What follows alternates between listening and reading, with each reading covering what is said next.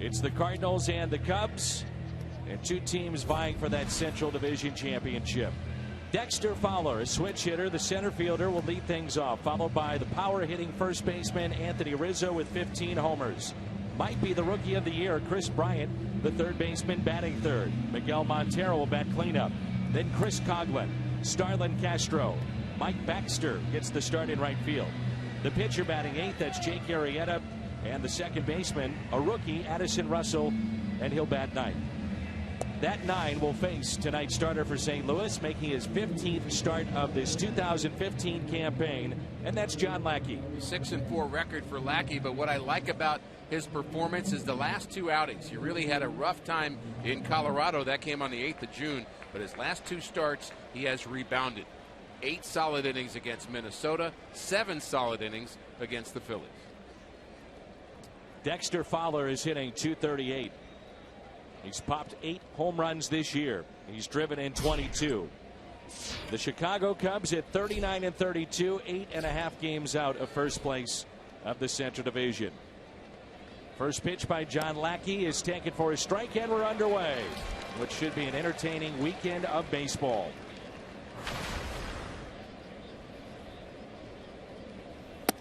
One thing you notice about John Lackey here in this Cardinals season, the first pitch strikes, pitching ahead in the count. 70% or more first pitch strikes in most of his starts. He's just pounding the zone, keeps the pitch count down, part of the reason he's getting deep in the game. I said to John, can anybody come up to you and visit with you on a game day? Did you get a look at the Hyundai pitch arsenal? He said, absolutely. I said, John, come on now, let's be honest. And he said, okay, about an hour before the first pitch, you better leave me alone, because I find myself in a little different mood than when I arrived at the ballpark. Yeah, he certainly seems like he has an edge when he pitches, and I don't know that that's all bad. You know, people have emotional edges in different directions. I think we've seen that from Carlos Martinez. A strikeout for John Lackey, first of the night. Carlos's edge is a little different, is a little more playful, but Lackey's a little less playful, I would say. It's a good way to put it. Less playful John Lackey. A look at the Dobbs Tire and Auto Center's defense. Grichuk, Jay, Hayward in the outfield. Carpenter, Peralta, Wong, and Reynolds on the infield. Molina behind the plate. Good start for John with the strikeout, and it brings in Anthony Rizzo. Dan, I can't help but to think about some of the great ninth inning ends to games between the Cardinals and the Cubs over the years, and you think about some just fun moments, and think about Marmol throwing a wild pitch, and Adrian Chambers scampering across the plate, and of course Ryan Sandberg and the big moment in Chicago. And you know, I think each generation of Cardinal player and Cub player has to kind of enter into this rivalry. They don't really know about it until you become part of it, and then you realize you can go all the way back to Brock and Gibson and Brolio and all that, and realize this is a pretty fun rivalry. Carpenter, tough play, 2 down.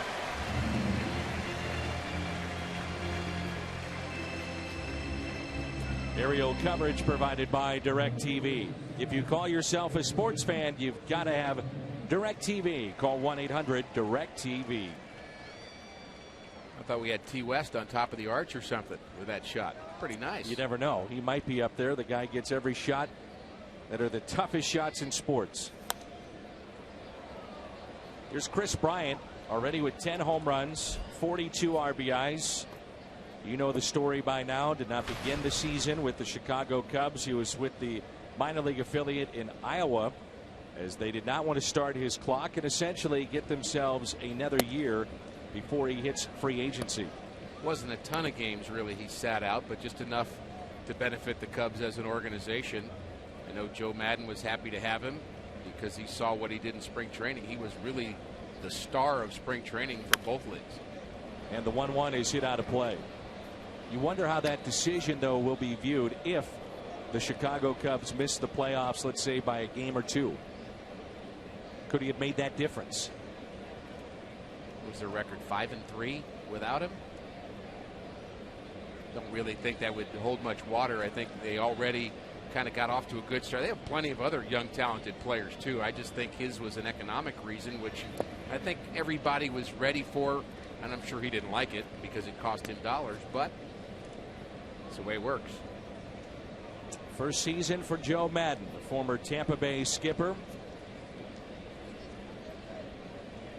Grew up a Cardinals fan. 2 balls and 2 strikes with 2 outs and nobody on. Got him, a strikeout for Lackey. 2 in the inning, and the Cardinals coming up in the home half of the first. Cubs Cardinals. The rivalry continues. Miami. He now has 9 home runs, and he'll bat leadoff for the Cardinals tonight, followed by third baseman Matt Carpenter and Johnny Peralta. Mike Reynolds will bat cleanup. Jason Hayward, Yadier Molina, Brando Grichuk, the left fielder tonight, John Jay, and the pitcher batting ninth, that's John Lackey. They will face Jake Arrieta. His record is 7-5 this year for Chicago. 3-1 lifetime against the Cardinals. That loss came in May. ERA of 1.51 against the Cardinals. Overall in his career, 41 wins, 37 losses. But he's a guy that has a big upside in terms of his stuff. Do you like Colton Wong at the top of this lineup? I like him in the lineup. He's a dangerous first place hitter. I'll say that. And I think long term, depending upon where his career goes as a hitter, he can be a second guy or a third guy even. Hit the other way, a little bouncer, fair ball. With his speed, he's thinking 2. Coughlin over to get it. Throwing to second base. Leadoff double for Colton Wong.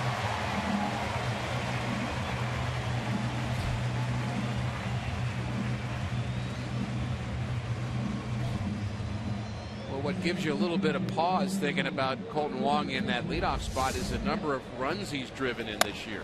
He has been very productive, but you also like that speed at the top of the lineup. He brings that. That's kind of hard to find in baseball these days, a guy that has kind of plus speed, ability to steal bases, which I think he'll get better at, by the way.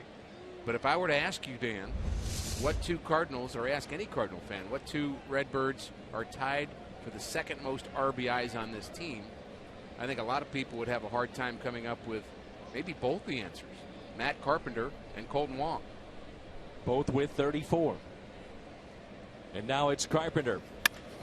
Hits it to the right side. Taken there by Addison Russell. Advancing on the play from second to third. It's Wong.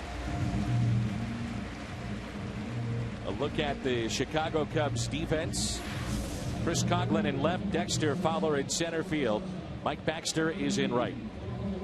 Bryant, Castro, Russell, and Rizzo along the infield. Miguel Montero is behind the plate. Jake Arrieta on the mound. That's presented by Dobbs Tire and Auto Centers. Cubs play the infield in. This is a Cubs infield, Dan, that has made a lot of errors this season. 14 for Castro, 8 for Russell and Bryant. Here's Peralta after the evening off in Miami. A rare night off for Johnny Peralta. Peralta at 305, 11 home runs, and he has driven in 40, tops on the club.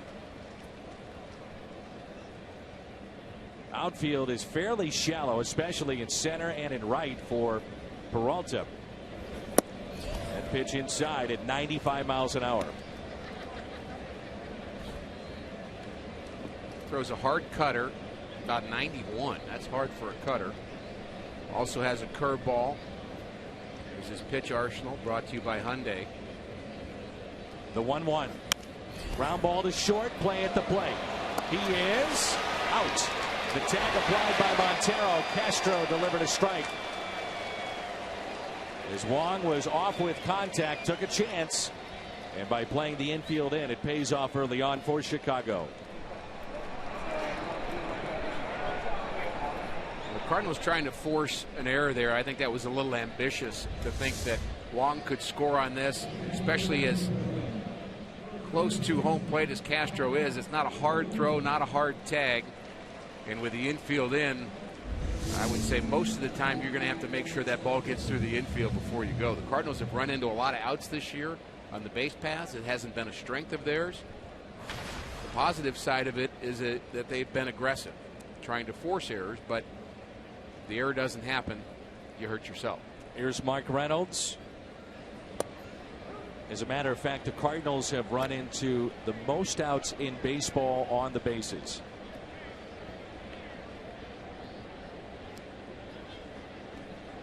Very short lead at first for Johnny Peralta, and an 0-1 pitch to Reynolds.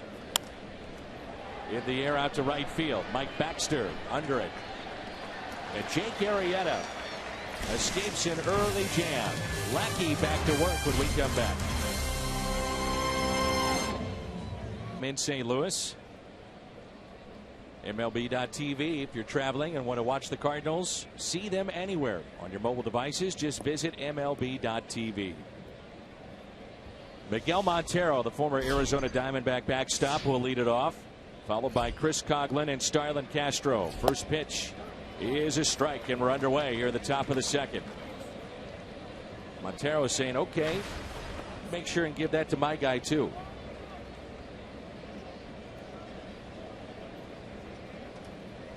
You think about Montero and Molina, and Yadi wanted that pitch right there. These are two workhorses over the last 5 to 10 years. These are the guys you could count on for the most part, day in and day out. Play a lot of innings. Interesting that Montero has 6 errors of his own.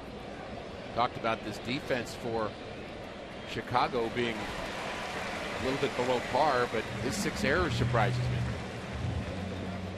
Let's turn to Rick Horton's Toyota keys to the game. I think the first key is maybe better with a question mark at the end of it, is have the Cardinals figured out Arrieta. They did in May, but before that he was very, very tough to hit. In fact, a couple of Cardinals didn't hit him at all, John Jay and Matt Carpenter. And the Cardinals offense, who's next? We've seen a couple of guys catch fire on this road trip. Jason Hayward, Yadier Molina, but the Cardinals overall have not been led by just 1 or 2 guys. It's been guys taking turns. So the question is, who's next? Chris Coghlan is batting .246 this year, 8 home runs, 18 RBIs. Lackey telling us that right now the internal competition with the starters is as fun as he's ever seen.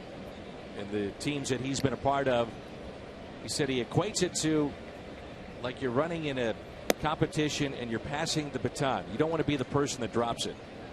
Great analogy, I thought. I love it. And in terms of the Cardinals and the Cubs rivalry, he looks at this being very comparable to the Yankees and the Red Sox. So you're telling me that he told you all this on the day he was pitching? What do you say, an hour before? Right.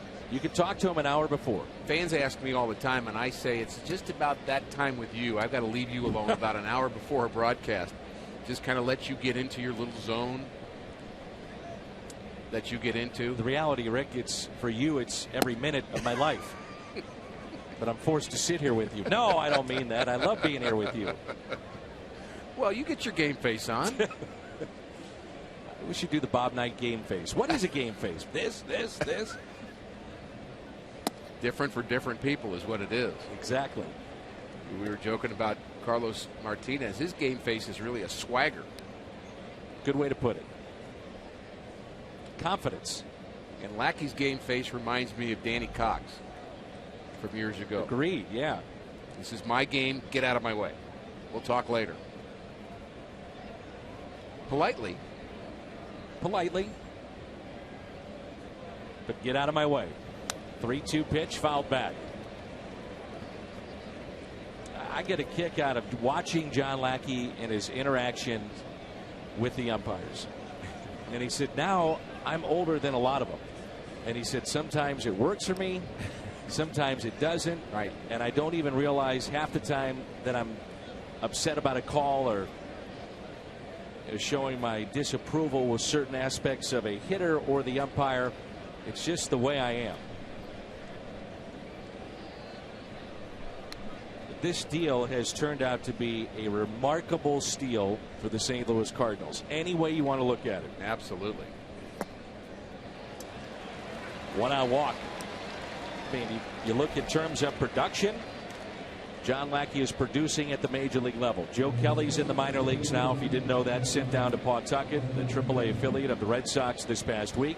Alan Craig is off the 40-man roster for the Red Sox, owed millions of dollars. John Lackey putting up numbers at this level. So production, check. In terms of money, check. He's pitching for the league minimum. Well, you always think of a trade as a short-term question and a long-term question, and the short-term answer has certainly been all Cardinals with that trade. And I know Alan Craig has started to swing the bat better in Pawtucket in AAA, and he's hitting about 285 now, which is, again, not lights out, but it's better than where he was. Next to the backstop as Lackey dropped down, gets past Molina, and Coghlan advances to second base with Castro at the plate. This is the bad release point here. He drops down and just holds onto it too long and throws across his body and back to the screen. I think the emotion that we see most from John Lackey that can be interpreted many ways is frustration. I think that's what he wears on his sleeve. It may seem like he's mad at you or trying to make a point with a catcher, with an umpire, with a hitter, but I think he's just kind of letting his frustrations out. Now time called by Castro as he steps out. 1 ball, no strikes. Runner at second base.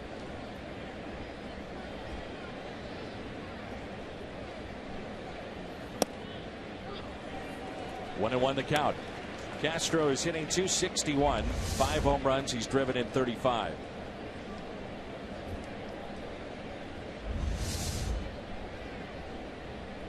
We'll keep an eye on the Pirates game. They're taking on the Atlanta Braves tonight. They're in the 5th and trailing 1-0.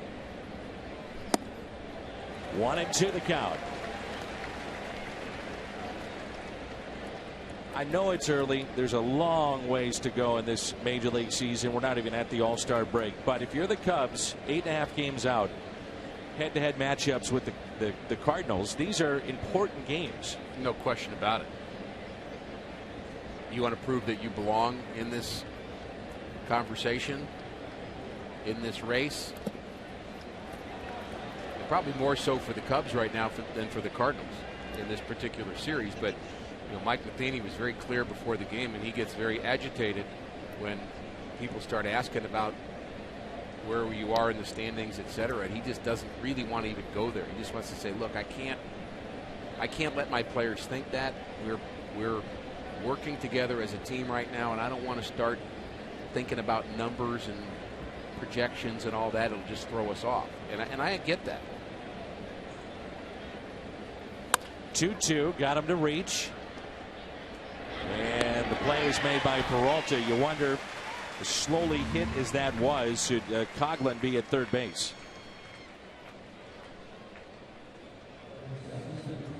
Certainly one of the ways you get from second to third, you got to read it off the bat quickly, and his first read is it's in front of me, I'm not going. But if he gets a good jump, very possibly he could have made it to third. But of course you don't want to make that out there knowing that you're going to have 2 outs, you're going to need to score on a hit anyway. There's Mike Baxter, who's playing right field. We've had some injuries in the outfield so far for the Chicago Cubs, and in particular in right. 2 outs, they want to go inside, and he misses with a pitch up and in. Baxter, 250, no home runs, 1 RBI. Cardinal fans probably remember Mike Baxter for the play he made in Johan Santana's perfect game in New York. And it was a play he made up against the left field wall in New York and basically knocked himself out. And he couldn't breathe for a moment. It was a very kind of scary moment for him. And he was out a very long time and just painful. Came up with the play, made the catch.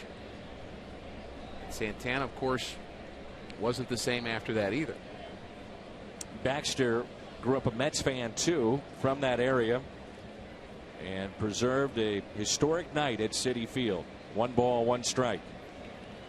Outfield is shallow, and it's popped up.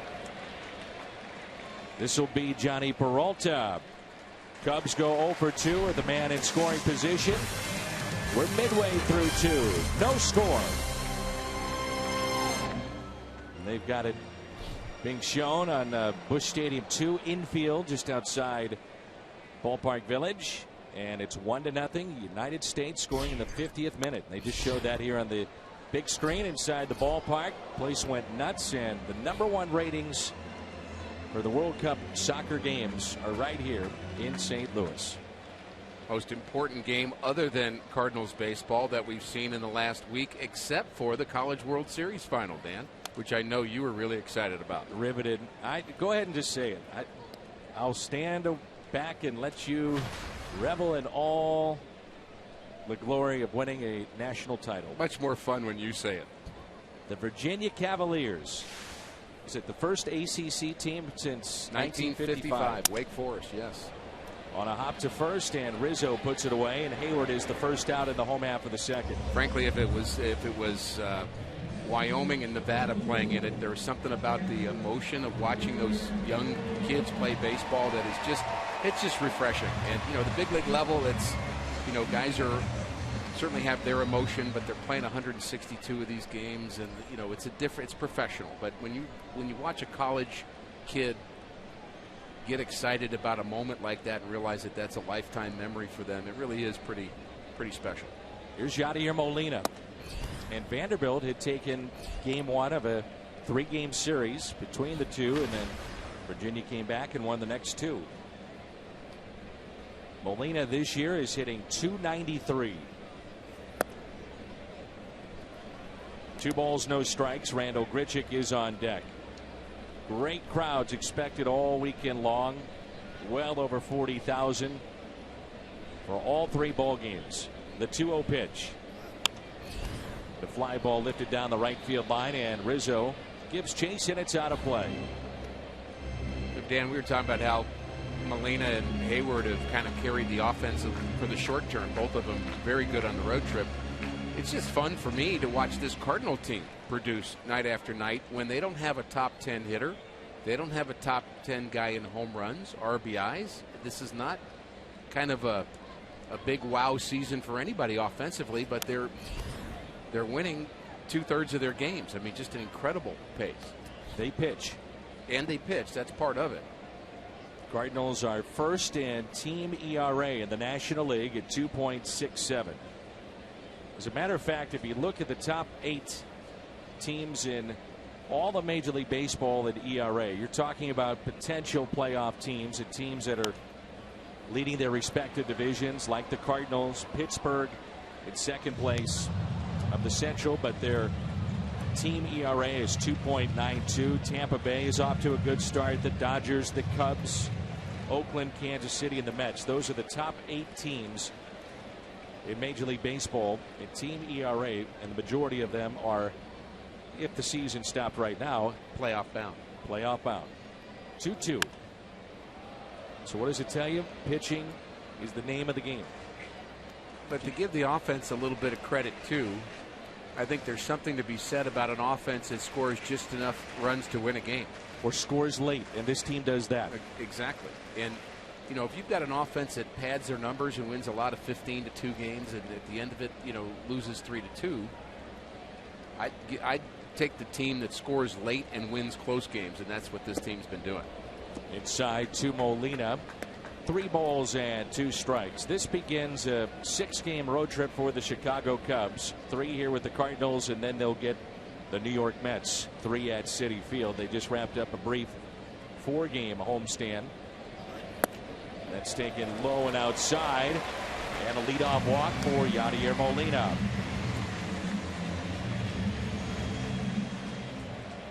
So 1-out walk, and the anatomy of a hot half. The Cardinals see the run differential.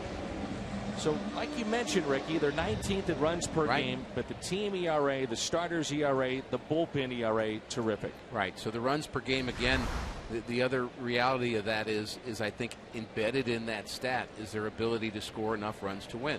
No, it's not the most high-powered offense in baseball right now, but it's a consistent offense that's going to get 3 or 4 runs a game, and often that's enough.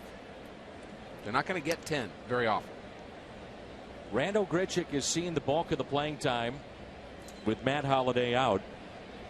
And the news on Holliday was good earlier tonight. He's progressing and getting closer to returning to the Cardinals lineup. Looks like by the road trip potentially we may see him. Tonight begins a 9-game homestand for the Cardinals. And Grichuk has hit 4 home runs. He's hit close to 300 filling in for Holliday. Mike Matheny was asked about the production of Tommy Pham and Stephen Piscotty today, and so is John Mozeliak, and they answered almost the same way. As well, it's not a need right now. I mean, you have Holliday coming back. The offense has been productive in the outfield positions, especially. Grichuk lines it into right center field. That ball is down. Rolls to the wall. Yachty hustling to third. They'll wave him in. Grichuk with a triple. 1-0 St. Louis.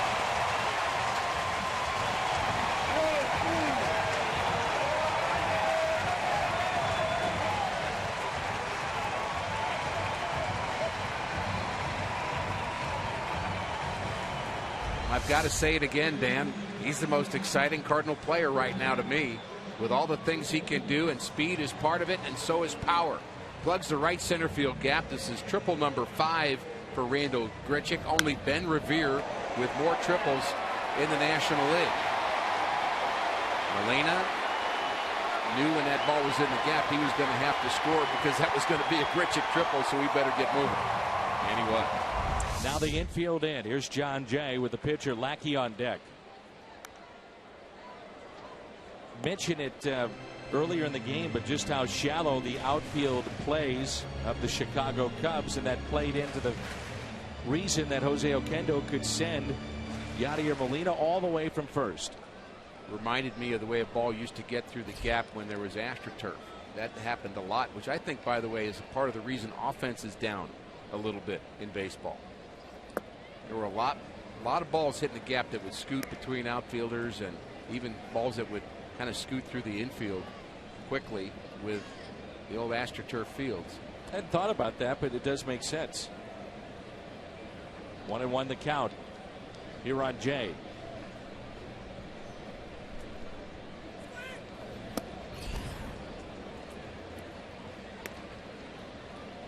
Cubs for the second time already in this game playing the infield end. You could hear Chris Bryant screaming, squeeze, squeeze. Yeah, and Grichuk was certainly taking a few steps as if he may be trying to score.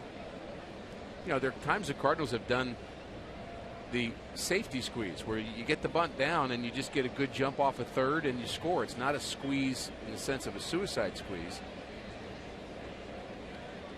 1-2 pitch and a ground ball that's hit to first, and Rizzo comes to the plate, and for the second time tonight, infield end, the Cardinals gunned down at home plate.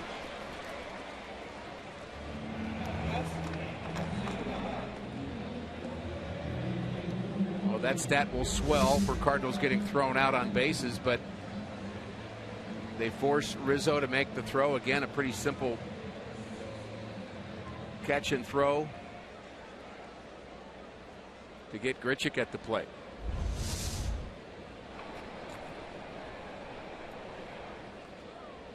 Now John Lackey with a runner at first base. That's John Jay, and 2 down. If you read off the bat that the ball's not hit very hard, even with the infield in, you may be able to score, but it really was not the case in either ground ball here tonight. Here's a 1-0 pitch.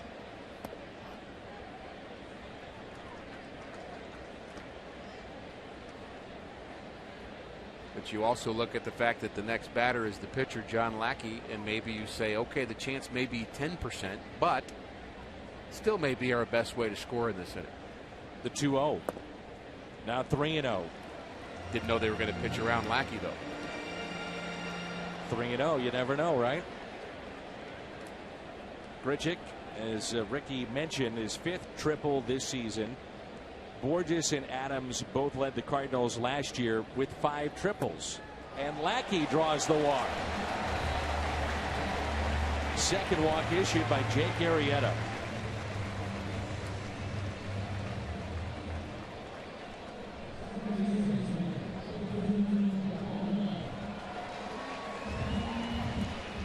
Montero out to visit. Runners at first and second with 2 outs. And a chance here for Colton Wong.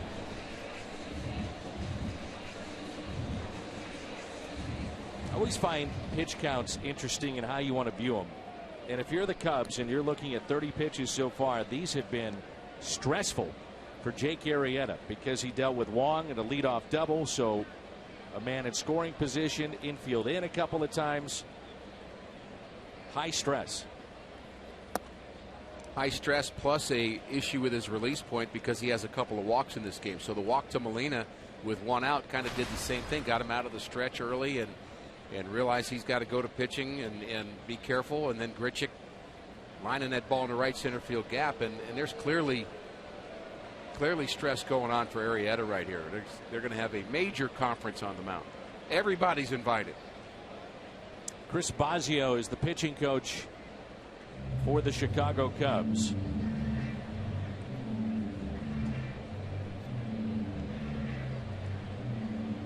Dan, you were a catcher in college. You know, you were a good catcher. But, I mean, I think we could discuss two ways on this. Do you really, if you're pitcher and catcher, do you really want the infielders in on that conversation? No. No.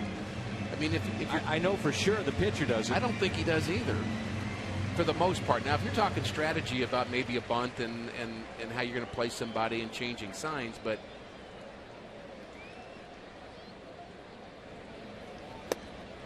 you're going to have a pitching coach come out and get in your face a little bit, I kind of prefer that to be private.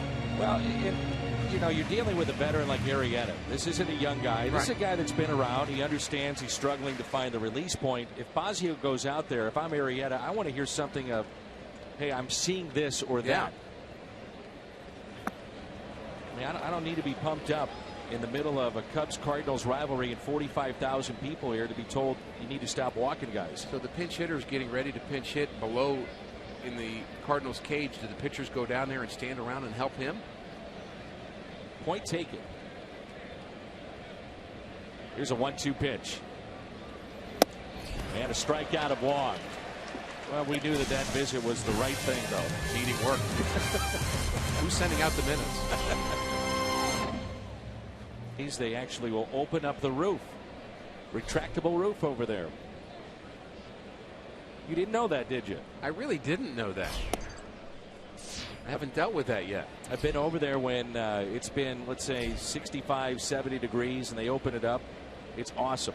It should happen quite a few times in August in St. Louis.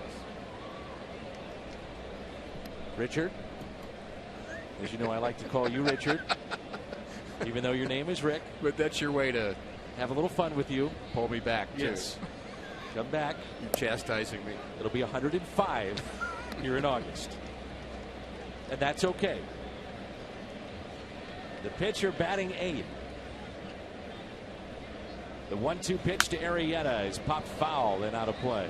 Arrieta, by the way, 0 for 27. Between John Lester and Jake Arrieta, former American League starters, they're 0 for 55. 18 strikeouts in those 27 plate appearances. Here's a 1-2.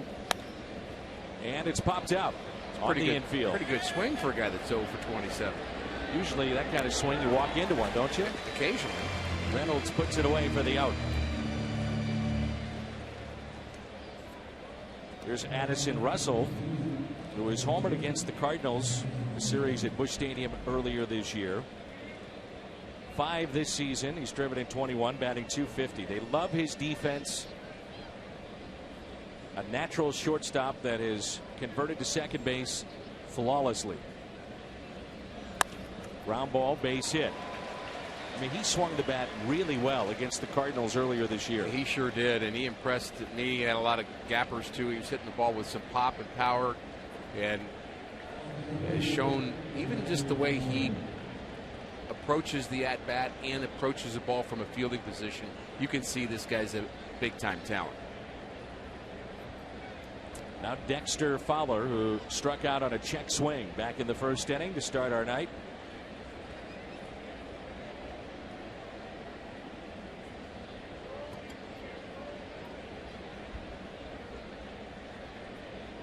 Molina sets up inside. Lackey hits his spot for strike 1. I'm reminded the first time I saw a young player play and coaching in Carolina League, and there was a player, and I saw him. I said, that guy just stands like a big leaguer. He walks like a big leaguer. He's 18, but who's that guy? And they said, well, that's Chipper Jones. He was the #1 round pick, and yeah, he'll be a big leaguer, all right. They took Bobby Cox to go see him before they drafted him, and they didn't tell him who Chipper Jones was. They said, okay, just go ahead and watch BP, watch the first couple of innings if you want to. Chipper Jones went and took BP and said, That's him, and I've seen enough. And I'm goodbye. Goodbye. That's our guy. That's a true story. And then he left, and the rest is history, and Chipper probably on his way to the Hall of Fame. You know, you get those baseball lifers, guys like Bobby Cox, Whitey Herzog, your former manager, had a tremendous background in scouting. It does not take them long to look on a field and say, that's an athlete. Yep. This guy's a pitcher. I like how he throws the ball. Maybe we can move him here, whatever. But they spot him immediately.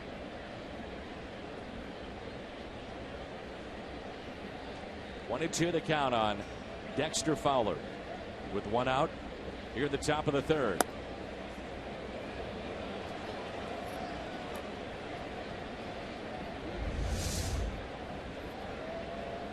Just missing the outer half. Still a pretty good location. When Lackey misses, he doesn't miss by much. Now in his 17th professional season. Remember, he was selected in the second round by the Anaheim Angels at that time. Many years ago.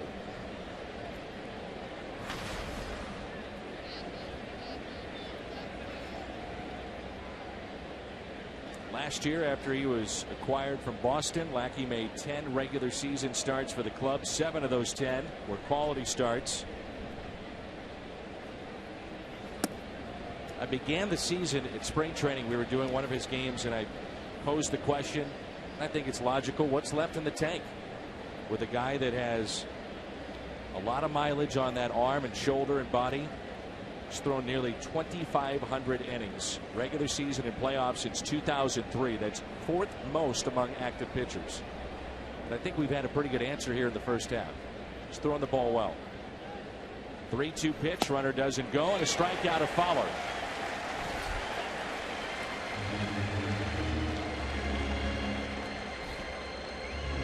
Brings in Anthony Rizzo. Popped out to third, first time up.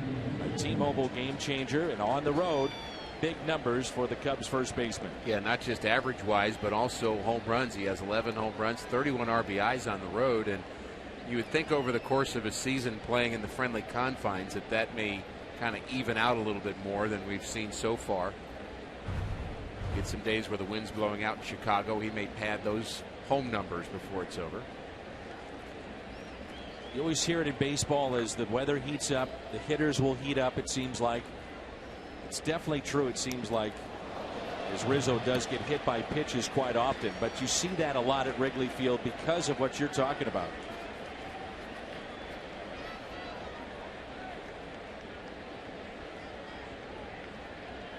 Rizzo was trying not to wince, and he made it most of the way to first base before he did. But here's the pitch, and it's off the right, I guess you'd call it forearm, just inside the elbow, and a lot better than hitting on the tip of the elbow, that's for sure. He stays in there well. I mean, he hangs in on that plate. He's not afraid, and that's why he gets hit a lot.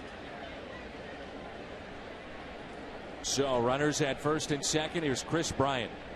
Struck out on a slider back in the first inning to end the top of the first.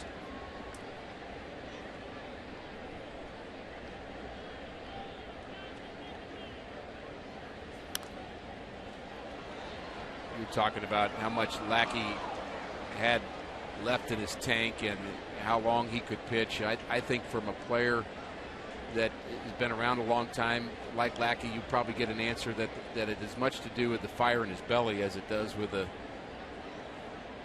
condition of his shoulder and his elbow and his lower half. There's something about the intensity that you have to compete at this level, and I think that's one of the things that can go sometimes too, even before the body does.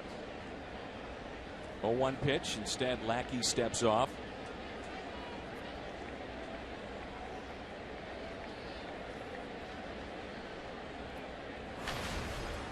We've seen that a number of times where guys say, I just want to be home. I've lost the desire to compete. I don't want to embarrass myself. I feel physically great. Right. But it's time for me to be home. I'm done. Yep. I just don't want to anymore. Then you see the other guy that wants to so badly, and you could tell that the skills aren't there anymore, and they just cannot cannot admit to that. They just keep striving and driving and trying to do it, and it's like, no, you need to update your resume.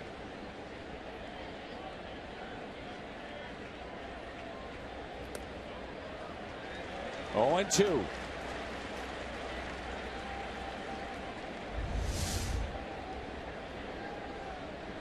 Good slider, perfectly placed. Let's see if Molina, a lot of times with young hitters, he'll set up outside. He got him with the slider first time up. Will he go there again? This time inside, nearly hit him. Well, Bryant has a big upside, and any fan of baseball knows who he is. He's going to strike out a lot. But Giancarlo Stanton strikes out a lot too, and I'd take him. Is he fun to watch or what? Oh. Incredible. Here's a 1-2 pitch. 2 balls, 2 strikes.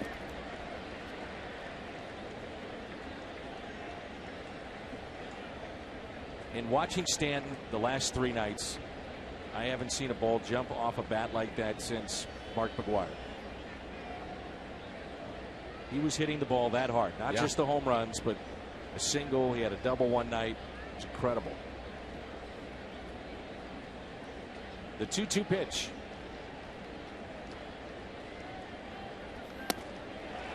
And did he go? Yes, he did. Strikeout of Bryant. Adrian Johnson punches him out. The BJC Healthcare difference maker. What makes a rivalry? You got to have 2 teams that are, at least for part of it, that are winning, competing for that championship, and the combined record of the 2 teams coming into play tonight, 87-56. Best since 1977. Surprised by that. I think some of those teams with Tony La Russa and Dusty Baker had good records. You got to have some villains too. A good villain always adds to a rivalry. Of course. Here's an 0-1 pitch to Carpenter.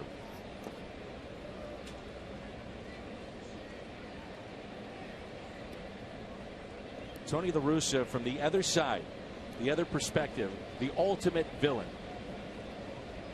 Yes? There's no question about that. None. I mean, if you think about the villains from the Cardinals' point of view, you just have to assume from the Cubs' point of view, it turns the other way. Maybe Chris Carpenter would have been a villain. Albert, of course. Edmonds. Yadier Molina's a villain. He's a villain in a lot of places just for being good. That's part of it. Jake Arrieta from Farmington, Missouri, 6'4", 230-pounder. Came to the Cubs from Baltimore with Pedro Strop for Scott Feldman and Steve Clevenger. This has been a good deal for Chicago. 2-2 the count on Carpenter. Rounded out to second base, first time up. He's now 0 for 14 against Arrieta. These two attended TCU. The Horned Frogs, they know each other quite well. This has been the one pitcher that Carpenter has had fits with over the years. Jason Hamill actually has better numbers than Arrieta by a small margin in this Cubs rotation. He's been their best pitcher, but Arrieta's been acting like their number 1 in a lot of ways. Lester's going to get better, so this team, I think, has some pretty solid starting pitching and something they haven't had for a while. We do not see Lester in this series. He pitched yesterday. Here's a 2-2. And Carpenter lifts a high fly ball into center field. Fowler back at the track near the wall and puts it away.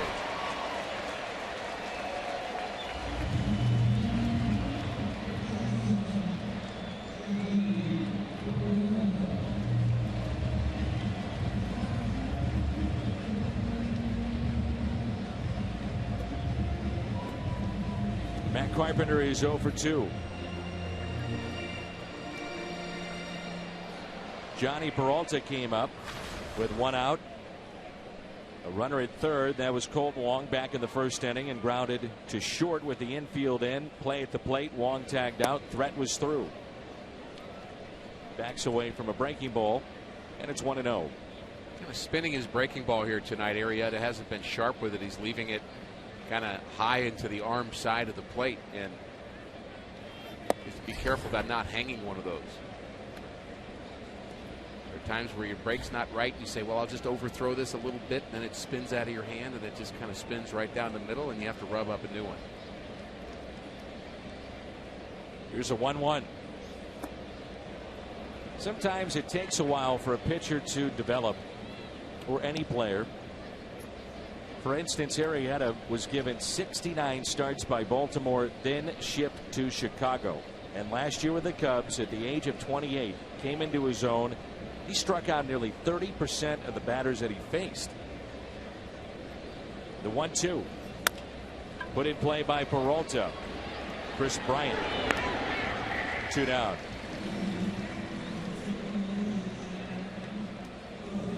Aerial coverage provided by DirecTV.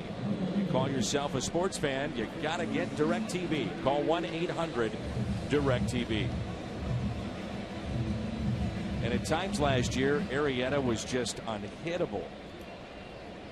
Get this, he was the first Cubs pitcher since 1950 to take 3 no-hit bids into the 7th inning.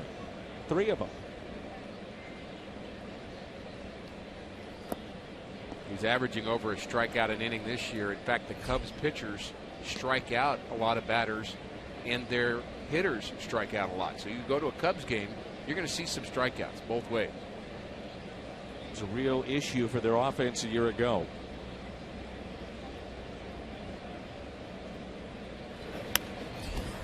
The team that has struck out the most this year, the first place club, that's Houston. 697 times. Right behind them, Chicago, 671. With all the talk of the changes that they made and bringing up Chris Bryant, you know, Rizzo, an all-star, Castro can swing the bat. Their offensive numbers aren't that great. Their pitching has kept them alive in this division to this point. Jorge Soler is a guy that has a big upside. He has a sprained ankle, and he did that in Miami, so he's out for some period of time, but he's got some upside to help this team eventually, but he didn't look good the last time we saw him. On the outside corner, and a strikeout for Arrieta, his second tonight.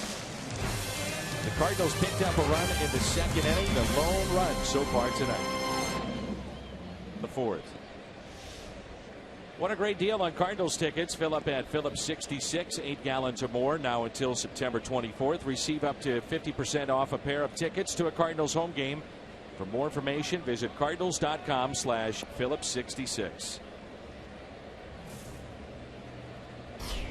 Miguel Montero, Chris Coghlan, and Starlin Castro for the Chicago Cubs in the top of the 4th.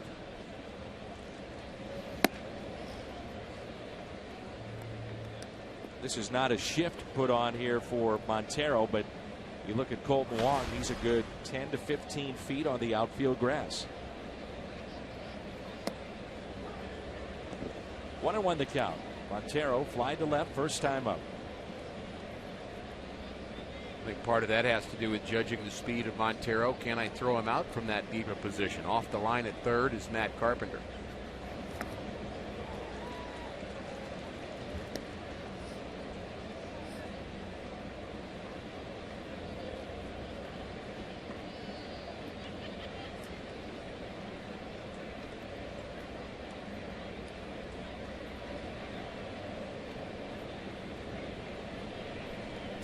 Here's a 1-2.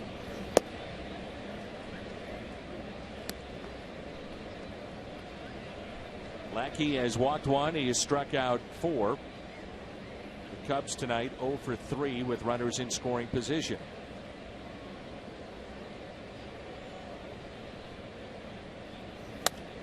Hit the other way, but foul.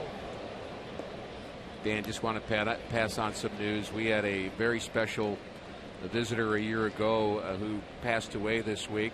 Her name was Mary Gansman. She was celebrating her 100th birthday with us here last year, and we just had a wonderful visit with her. She was just delightful, so we just want to express our condolences to her family, but she never missed a game. Loved her Cardinals baseball, and certainly we were we were blessed to get a chance to know her a year ago. 3-2 the count. Clouds are rolling in overhead. 3-2 pitch. Helen Glisson.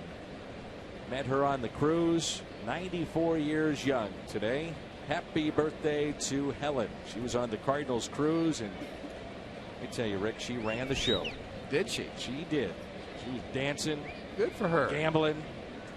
Doing laps at the pool. Helen Glisson, happy birthday. 3-2 pitch. And a walk to Montero. Second walk in the ball game for John Lackey. When you say clouds are rolling in, they are. These are some fast-moving clouds. The temperature has dropped, I would say, 5 or 6 degrees in the last 10 minutes here. So a little ominous-looking sky here in St. Louis. We've had a lot of weather issues over the last couple of weeks. I know St. Louis dealt with it even while we were on the road trip.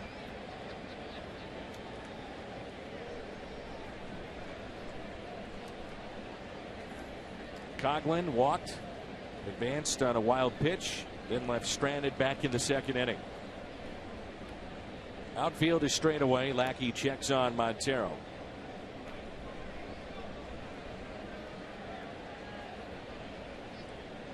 Also Bethany White, who works here at the ballpark. Cardinals front office. Happy birthday, Bethany.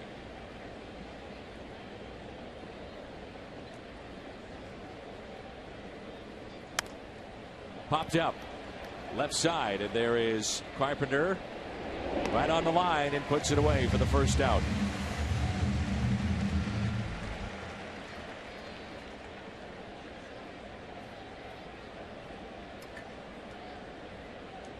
There's Starlin Castro, grounded out to short, back in the second inning. When John Lackey is right, one of the things that you notice about him is he is able to pitch the ball away from the barrel of the bat. And he just got Coughlin to jam himself a bit. Actually, he jammed Coughlin, and so it's at kind of the inner half of the plate, but it's moving in, so it gets in on the hands. And if it's away, it's moving away, and everything's kind of going away from a player being able to center it, and that takes control and a little bit of late movement. And I think Lackey's really good at that. Because you watch him pitch, you say, well, the stuff, I mean, it's good, but what sets him apart? Why has he been a winner? Making good pitches. We've seen when Soriano was with the Cubs, it was that slider, middle outer half. He would chase that. The Cardinals have done that a lot with this man here at the plate, Castro. You see him get out. He gets himself out with pitches either up or off the plate. He'll chase. Bryant strikes out a lot, doesn't chase. Castro strikes out a lot, and he'll chase. And you need to know that when you're attacking them.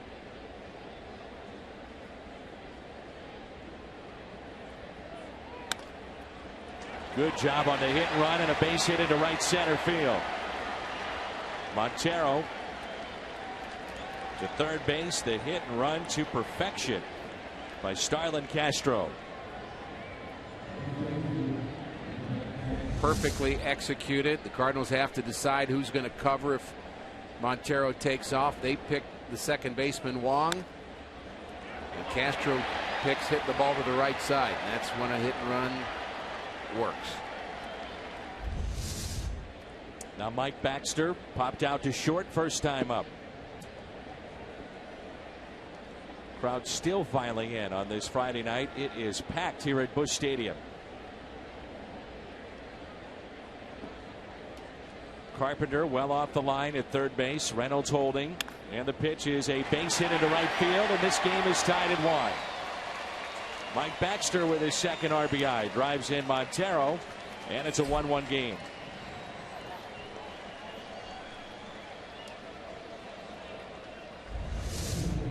Throws a breaking pitch on the first pitch. It's a curveball that's just up. It just sits up for Baxter, trying to maybe just a little get ahead curveball. Get strike one, then he was going to go to work, and unfortunately he spun that one. The chess game between the managers, and right now it's paid off for Joe Madden with the hit and run. Lackey, nobody at the bag at third. Gets Arrieta, and they would have had a chance to get the lead man if Carpenter could have gotten back to the bag at third base. Yeah, he was charging and really couldn't get back. The Cardinals were kind of full bore, just charging from all three positions, which meant third base was vacant because that ball was bunted too hard by Arrieta. We'll take a look at it. In it on the right side is Reynolds, and there's Carpenter. He just can't get back in time. That's all kinds of time for John Lackey to throw him out. He kind of gives a half look and then goes on to first. Carpenter looked like he was in between as to whether or not he should go after it, and then hesitated and couldn't get back. Well, you don't want to be wrong about that. You don't want to kind of give up on the bunt, and then the pitcher doesn't get it, and you're not there to back him up. 0-1 pitch now to Addison Russell. Fastball misses outside. 1-1. Runners at second and third. Russell with a base hit to left, first time up.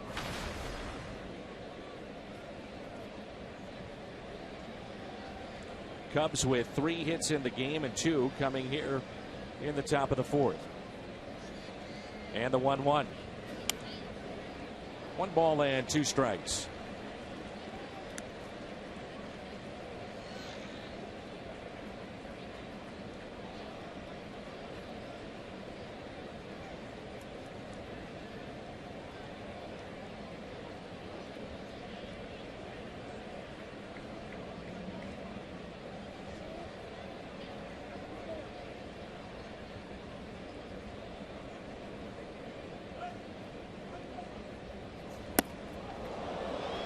Two and two.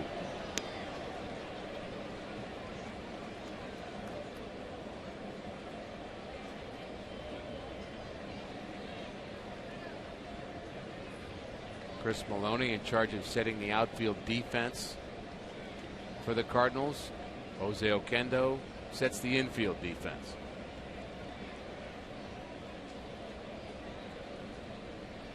Two on, runners at second and third. Lackey now set, and a 2-2 pitch.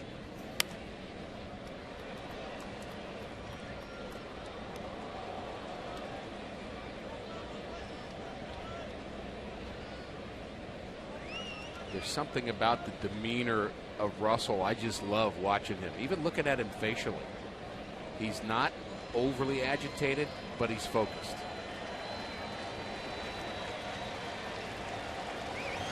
Another 2-2 in the air. Long way to go for Hayward.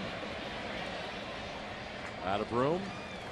Talking with Jason yesterday before the game about playing defense here at Busch Stadium. He said it took him a couple of weeks to get used to the home ballpark. Some of the angles here, one of them being right there, that sidewall. Yeah.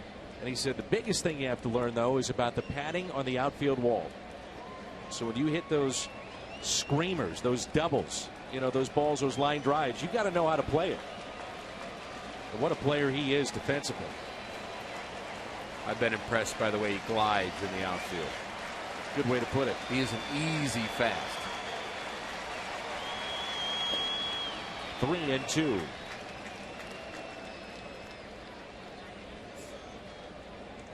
Hayward is due up first for the Cardinals, looking ahead to the bottom of this fourth inning.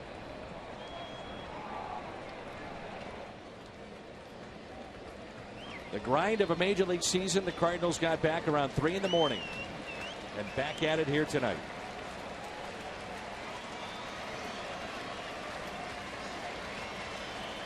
The 3-2 pitch. Bases loaded. Third walk issued.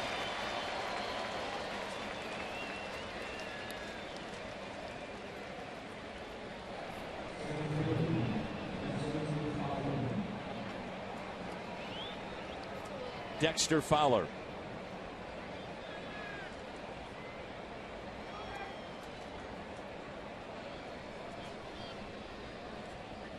Fowler comes to Chicago from Houston for Luis Valbuena and pitcher Dan Straley. 6 years with the Rockies, 1 year in Houston, and now with the Chicago Cubs. He comes up in a big spot here midway through. 2 outs, bases loaded. A broken bat and a catch made by Wong.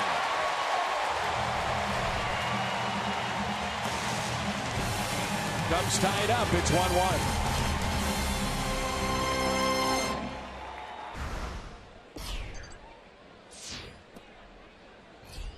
Follow up in the conversation with Jason. I said, what's the biggest difference with you at the plate right now? And he said, I have not made mechanical adjustments. It's about timing. He said, my timing was really off when I began this season. And he said, you know, you think about a week, you may only get 4 or 5, sometimes 6 pitches to hit for an entire week because of mistakes. And when your timing's off and you don't capitalize on those, this game is really tough. Yeah, I think timing kind of goes along with maybe even some movement that he's creating in his stance that I think has freed him up a little bit. He's not so stiff and tense. And I think when you're stiff and tense, the timing is very hard. You got to get it exactly right. But he's got a better feel for it right now. There's some movement, which I think a hitter needs a little trigger. You need to be relaxed. I mean, if you're squeezing the bat and it's creating sawdust, that's just too tense. So you need to have loose hands, loose upper body. He doesn't look as tied up to me. 2-2 and a strikeout. That pitch at 95, and Hayward is the 3rd strikeout victim for Jake Arrieta.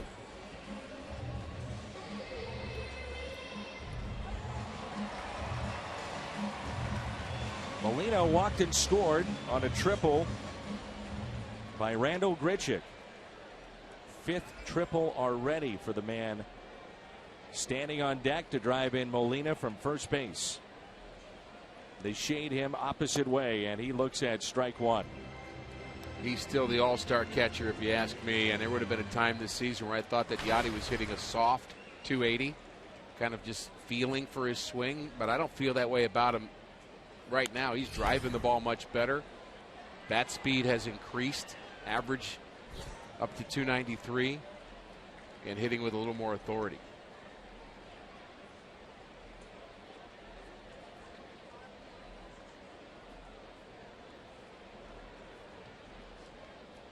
Here's an 0-2.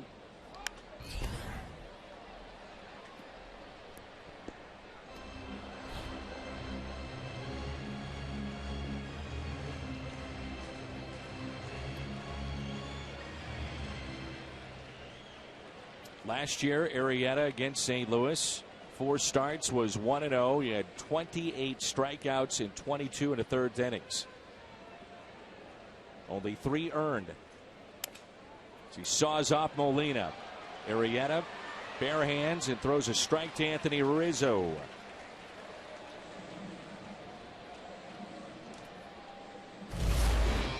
AT&T Uverse Rewind, and it's Randal Grichuk off to the races. The gap in right center that would score Yadier Molina. 5th triple this year. AT&T Uverse Rewind, that made it 1-0, and the Cubs have tied it up. Cardinals with a run in the 2nd inning. The Cubs were glad they didn't get more. The Cubs had a run in the 4th inning, and the Cardinals glad they didn't get more. Well, the Cardinals twice now have had a runner at 3rd and only 1 out and did not score. That happened with Peralta. It also happened with John Jay, with Grichuk, the runner at 3rd base, and both runners, Wong and Grichuk, thrown out at the plate with the infield drawn in. So missed opportunities early on. 0-2 the count. And I think in those plays, I think the focus is in the wrong place. If we talk about the running part of it, it's the hitters not getting them in that's the real problem. There's a much better curveball, though it still hung a little bit on the inner half from Arrieta. And a strikeout of Randal Grichuk. 2 strikeouts in the inning, 4 tonight for Jake Arrieta.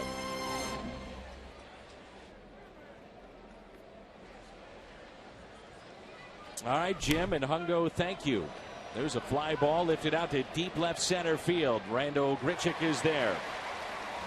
The baseball off the bat of Anthony Rizzo underway here in the top of 5, and Rizzo is 0 for 2 and was hit by a pitch. You watch Grichuk play in left. He prefers center field. And we've seen him with his speed The fact that he can take a hit or two away. Very good speed on that ball that was off the bat of Rizzo. Chris Bryant has struck out twice.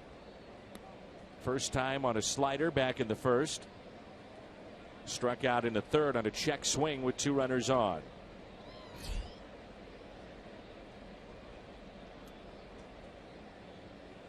Here's a 1-0 pitch from John Lackey.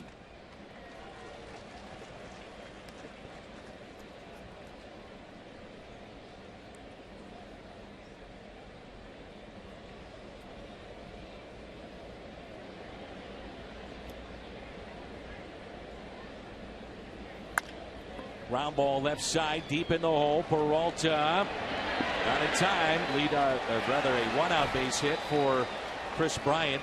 Infield variety, and he's aboard.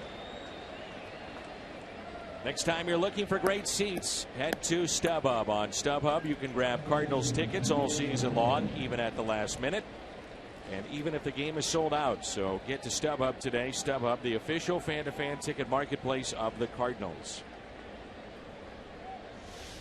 It's one thing the Cubs have talked about.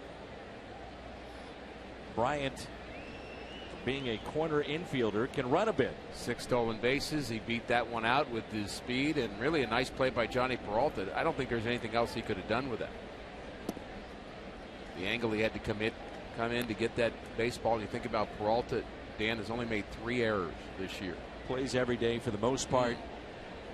Steady. Terrific year offensively. Joe Madden has even used Bryant in the outfield. Started him in center field one day in Pittsburgh. Here's a 1-0 pitch. 2-0 the count on Miguel Montero, who flied to left and also walked and scored.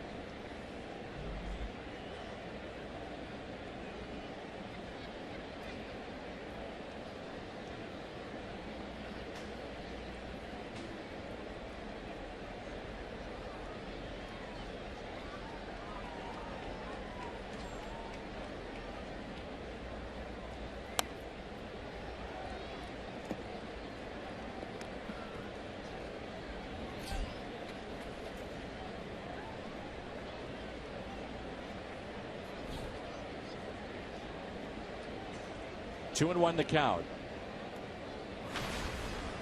Montero with that walk then advanced to third on a hit and run with Starlin Castro, and that set up that first run.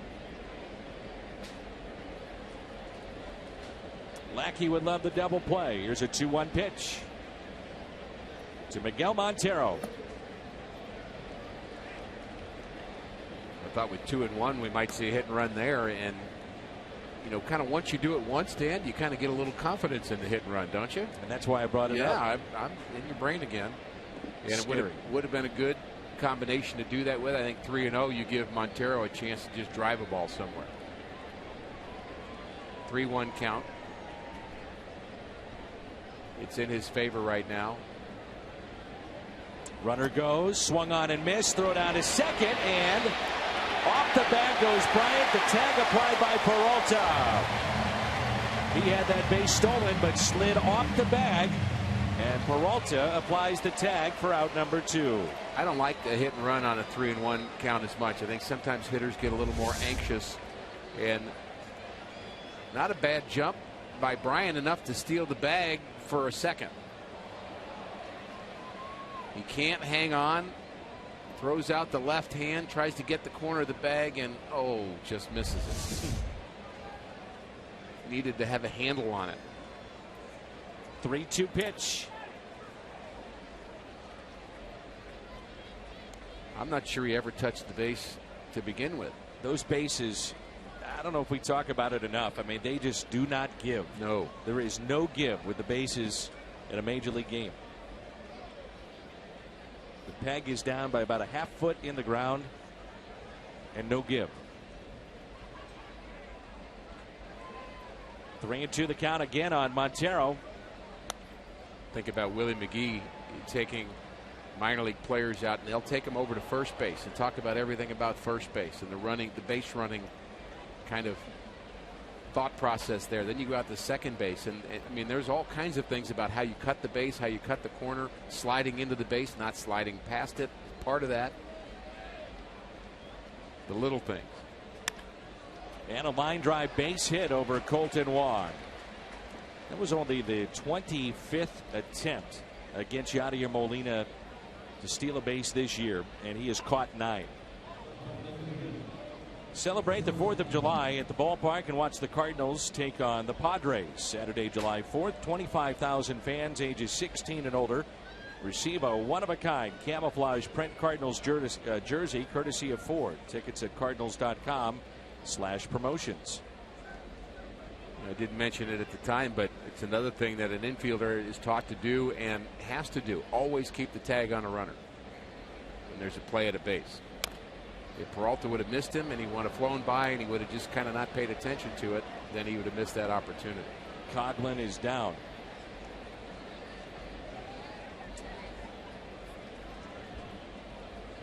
It was a foul ball, and I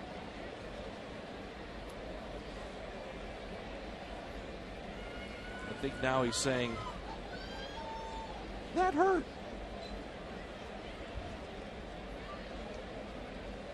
Well, if you've had that experience before,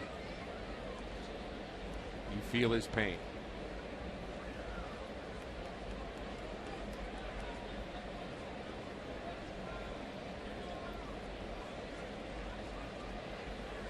I think there are times when that happens where you can't breathe, and then you're not sure you want to be able to breathe. Remember, he was the Rookie of the Year in 2009 with the Marlins. He had a torn meniscus in his left knee during a celebration in San Francisco. Putting a pie in his face, as I remember, after a game-winning hit. He tried to get out of the way and hurt his knee. And he's about ready to lose his lunch. Seeing stars right now. The moon, other planets.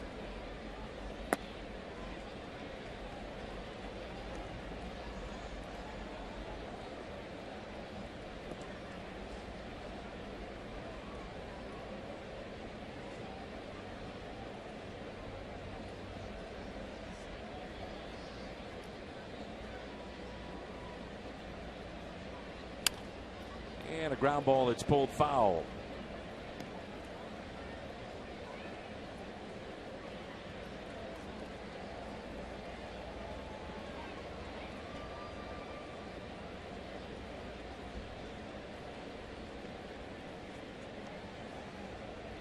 Hit Lackey well, 7 for 13. But this is clearly a challenging at bat for him right now.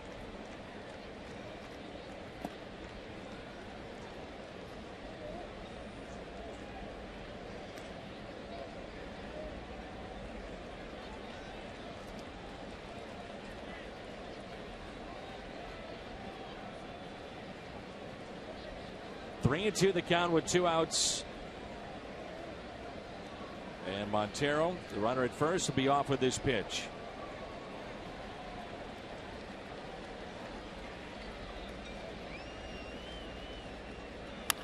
And that's pulled foul.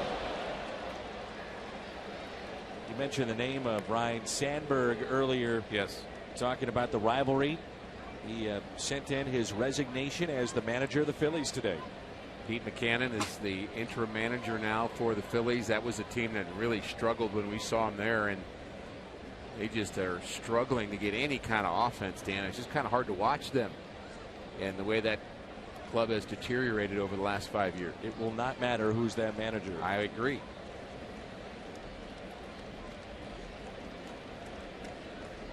The 3-2 pitch, and that's a base hit into right field.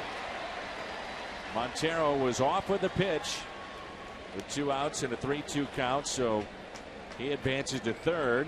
Runners at the corners for Chicago, and it brings in Starlin Castro. It's 3 consecutive hits against Lackey.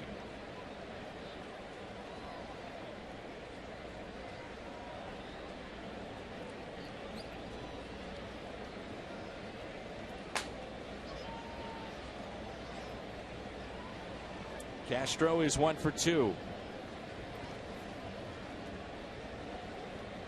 a hit and run and a base hit to right field. Worked to perfection with Montero, who was the runner at first base. That's ball one.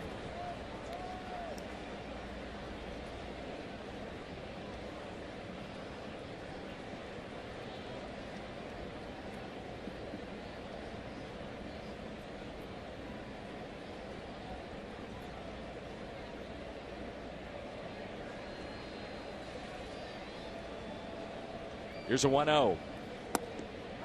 On the outside corner, 1 ball and 1 strike. Lackey's been able to come up with the pitch when he needs it. That one just off the plate gets the benefit of the doubt. Starlin Castro already over 800 games at shortstop. Highest total for any player before turning 25 since Robin Yount. Nearly 1,000 for him. Time granted late, and John Lackey won't like that a bit.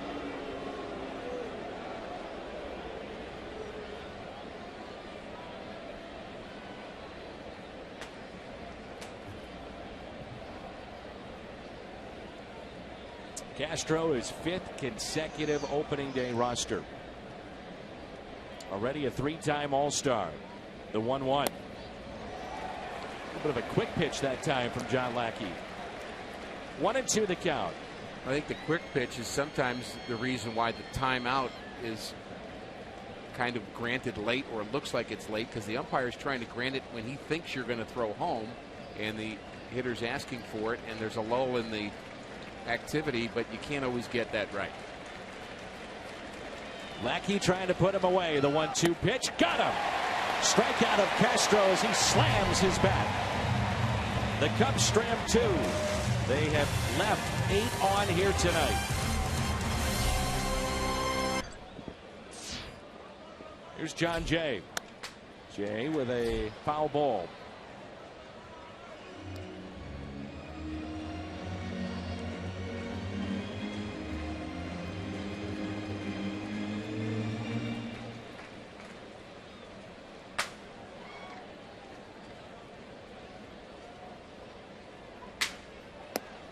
That pitch taken high.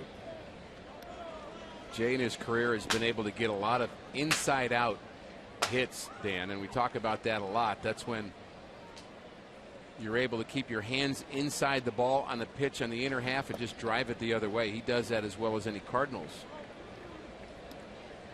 on this current roster, and you really have to trust your hands, and you again have to keep your hands close to your body. You can't extend your hands away, otherwise you get jammed. 2-1 pitch and a base hit into center.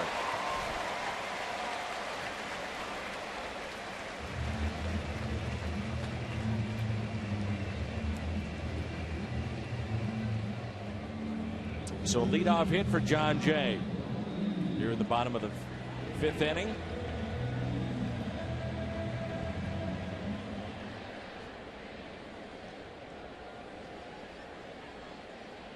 There's Lackey, who walked back in the 2nd inning. Squares to bunt. Strike 1.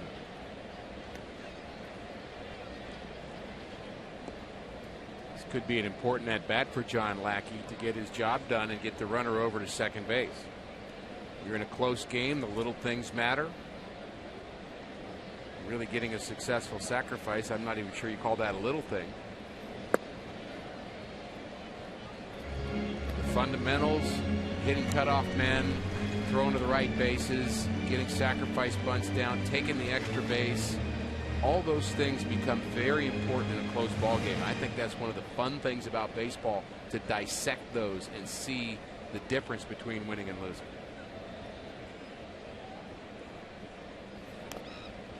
One and two the count.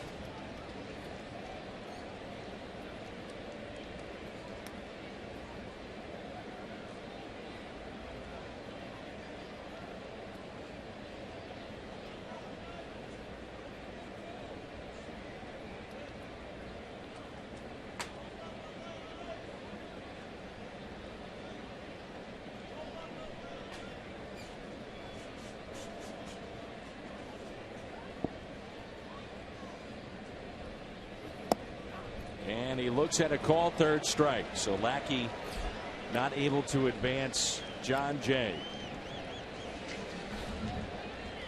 What's on Tap is presented by Budweiser. We'll see a season debut for the Cubs, and Michael Wacha going for win number 10. He's coming off a 5-inning performance against the Phillies on Sunday. It's our Budweiser What's on Tap, and you'll see that on Fox. Strikeout number 5 for Jake Arrieta. And here is Colton Wong, who is 1 for 2.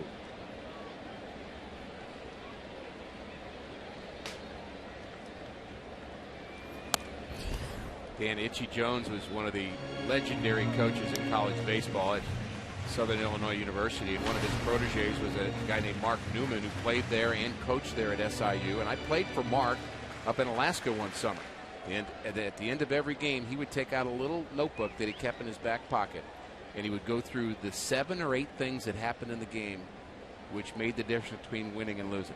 And I'll never forget the training of that, of understanding what this game is all about. And you might not notice those things, but he would notice very little things that, again, led to victory. And just think it's a part of coaching and managing a club is making sure your players are aware of those little things regularly. 0-2 the count. Wong doubled inside that third base line first time up, then was thrown out at the plate. And he's also struck out back in the second with 2 runners on to end a threat for St. Louis. Some of the little things that you look at in this game, missed opportunities really for both teams. Cubs have stranded 8. The Cardinals with a runner at third twice and only 1 out, and could not bring that runner home. Some of the little things you're talking about. No question. Colton Wong has been kind of the author of some big things too. He sometimes he'll just drive a baseball when you least expect it. I think he surprises teams with his power at times. Could be a game changer with one pitch. Sitting on 9 home runs, and he strikes out for the second time tonight. Arrieta is up to 6. It's a pretty nasty pitch right here. Yeah, his slider has been better than his curveball tonight. This is more the curveball. He gets the kind of the 12-6 downward delivery, but he's hung a few of those today. The slider has been a little sharper and better. There's nothing wrong with that pitch. Here's Matt Carpenter. Now 0 for 15. The do factor here for Carpenter against Arrieta. He's hit one to the track and grounded out to second. Both were hard hit. He takes a fastball down low.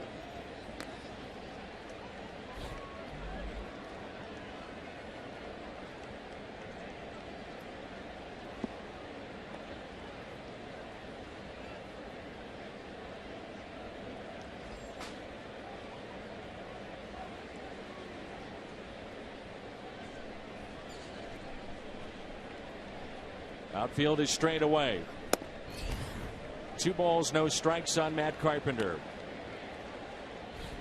Cardinals looking at Carpenter, Peralta, Holiday, Molina, all as potential all-stars, along with Colton Wong, Trevor Rosenthal, Wacha, Martinez maybe. Why not? Certainly can make a case for all of them. You can.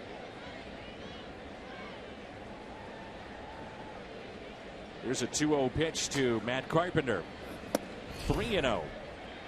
Some of that determination as far as the pitchers are concerned will have to do with making sure all teams are represented and making sure there's the right players in the right mix. And speaking of mix, the Cardinals have a player in the mix for the futures game, which is all the minor league prospects. Alex Reyes is the Cardinals' choice for that, but he's been dealing with some shoulder issues, and he's actually not going to be pitching for the next 10 days or so. He's on the DL in the minor leagues. And he may be ready for the futures game, but he is the name that we're going to talk about down the road. I can promise you that. I think a lot of fans are hearing, uh-oh, shoulder. Well, in talking with the Cardinals front office, they're not overly concerned with it at all. No. They're just being careful with him, but he's a guy that has, I mean, electric stuff. Here's a 3-1 pitch. And it's hit out of play. We were talking to John Mozeliak about Alex Reyes, who's just in A-ball, but the strikeout totals are out of this world. And they said, well, does he remind you of, they were talking about his need to get fastball command. Does he like Carlos Martinez? And his answer was, well, it's hard to compare them because his stuff is just, well, it's just better. I mean, it's higher level than what you see on the Cardinals here. I mean, that's how good his stuff can be. Watch Reyes throw on the side in a simulated game against Jaime Garcia earlier in spring, and he was unbelievable. Signed at the age of 16, I believe. So he moved from the Dominican to, or rather from New York to the Dominican, and then was signed by the Cardinals. Cardinals actually have about 3 different players that have done that. John Jay off with this pitch, the 3-2. And Carpenter hits a fly ball into center. Dexter Fowler under it. We head to the 6th. This game is tied up. It's 1-1.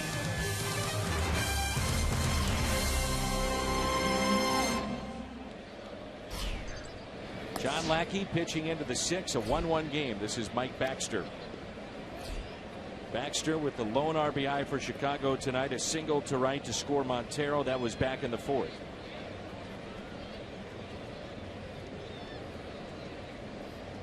And the 1-0. Fly ball lifted into center field. John Jay. 1 down. Which team gives in tonight? Seen so many games like this, haven't we? 1-1 here in the 6th inning. Again, a good start from Cardinals starting pitcher. This time it's John Lackey. Both managers are thinking ahead to what the bullpen is going to look like in the 7th, 8th, and 9th. How about that? Jake Arrieta, a base hit to left field.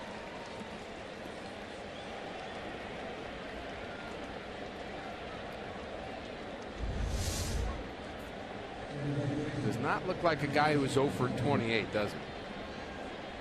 You mentioned it earlier. Swing was decent, huh? Yeah. So his first hit of this season, a base hit to left. And here is Addison Russell on base twice with a single and a walk. Could be 2. Peralta steps on the bag. Double play. Peralta to Reynolds. We head to the bottom of the 6th.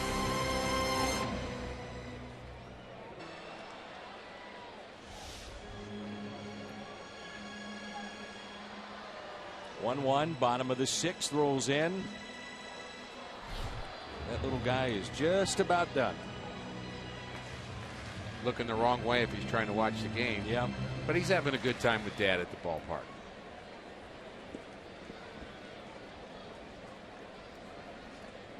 Really saying, Dad, come on.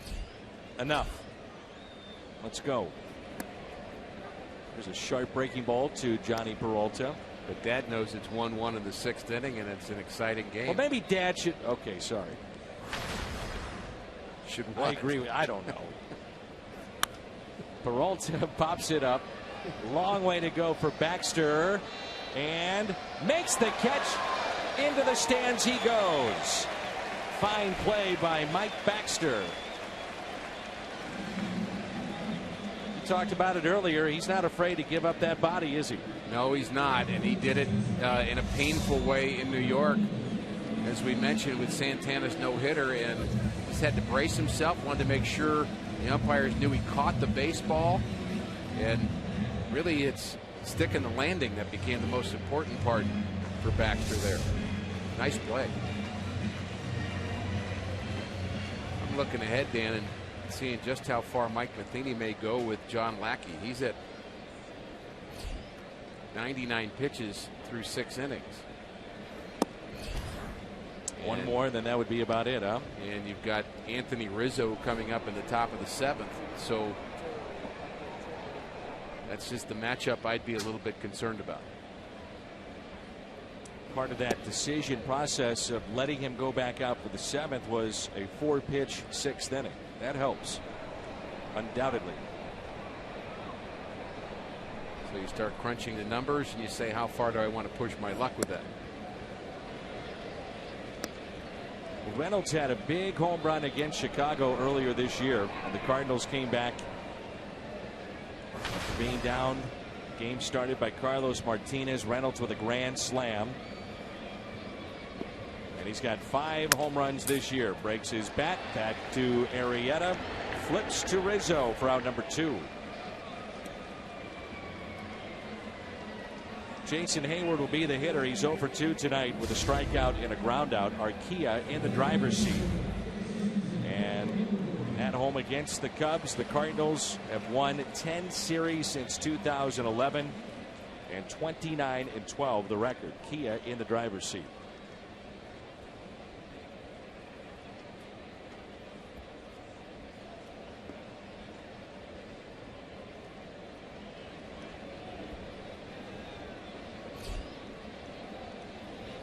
Every piece of news that John Mozeliak had for us before the game was all positive in terms of the injured Cardinals getting closer.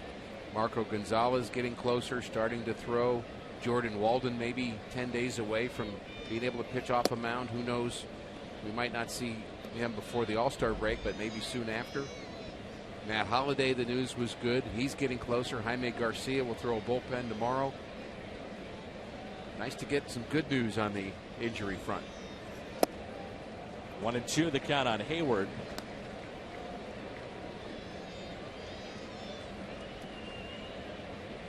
I asked Jason, I said, did you put extra pressure on yourself? That's where the struggles came early on. He said, no way. He said, I have felt so comfortable here from day one. They've made me feel this way. His time is called. You can understand why he would feel pressure after a big deal. 2-2. Says he loves it here in St. Louis. He mentioned the fans and the crowds that come out. He said, I can't believe it, even on a weekday day game, right? 40,000 plus. He said, I've just never seen anything like this. The 2-2. A broken bat slowly hit to the right side, taken there by Russell, and Arrieta is through 6. We head to the 7th. Good ball game. It's 1-1. In St. Louis. Hyatt Regency St. Louis at the Arch, offering an incredible Cardinals package this season that includes overnight accommodations, tickets to a weekend home game, personalized slugger bat, $25 gift credit to Brewhouse or Red Kitchen and Bar. Book today, 655-1234. Visit stlouisarch.hyatt.com. One thing to look for in this series with Dexter Fowler is the Cardinals are going to try to have him hit left-handed when possible. In the air out to center. There's Jay out of his reach. To the wall it goes. And Dexter Fowler trots into second base with a leadoff double. Despite the double, he's been better from the right side offensively. John Jay, who's run down so many balls in the outfield, couldn't get to that one. That ball was stung by Fowler. Location up in the zone, not where he wanted it.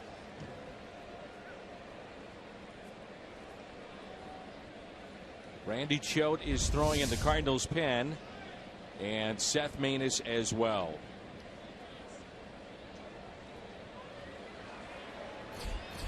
But here's your question. Do you want Choate to face Rizzo? Randy had been up throwing when the inning started. I don't know that he was up to pitch to Rizzo as much as he was up to maybe pitch to Montero.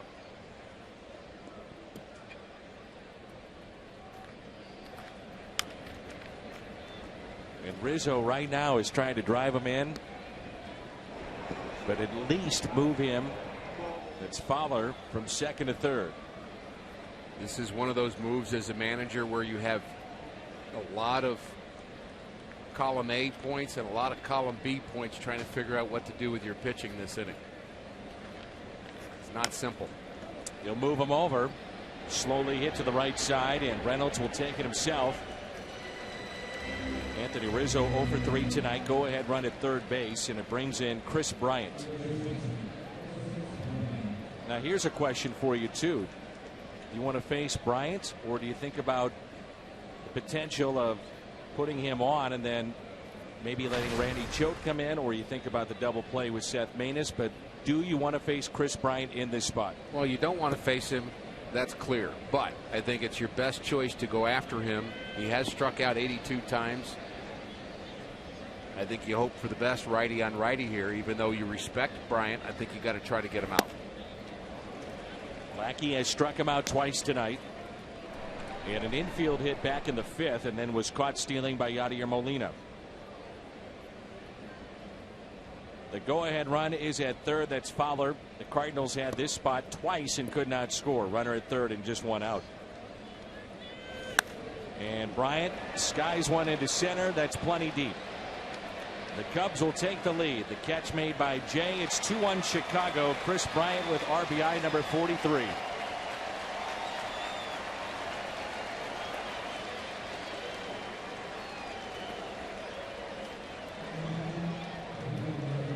Dexter Fowler did a big thing, leadoff double. Anthony Rizzo, one of those little things, getting him from second to third so Bryant could drive him in.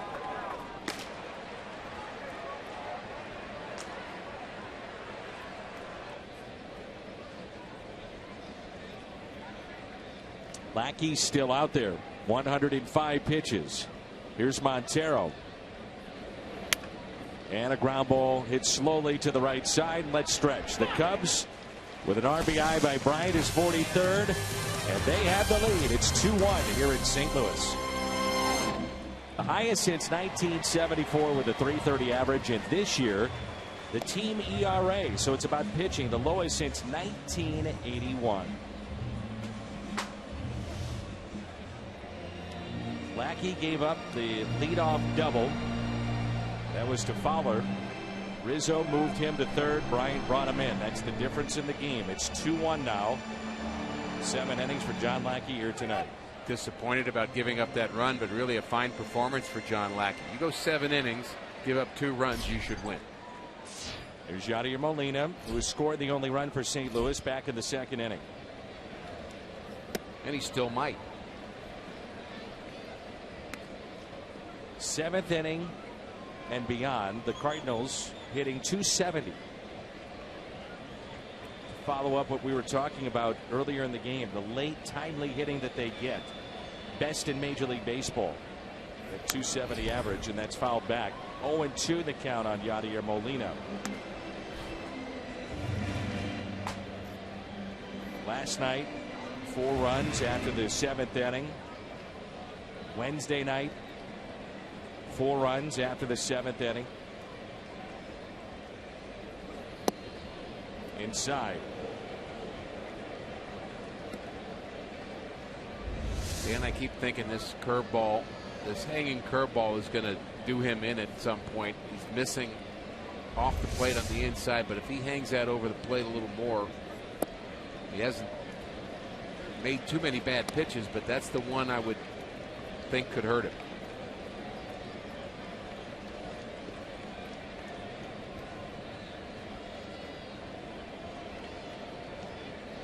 The 2-2 pitch to Yadier Molina. Here she comes. The pitch count for Arrieta now at 94. Currently no activity in the Cubs pen.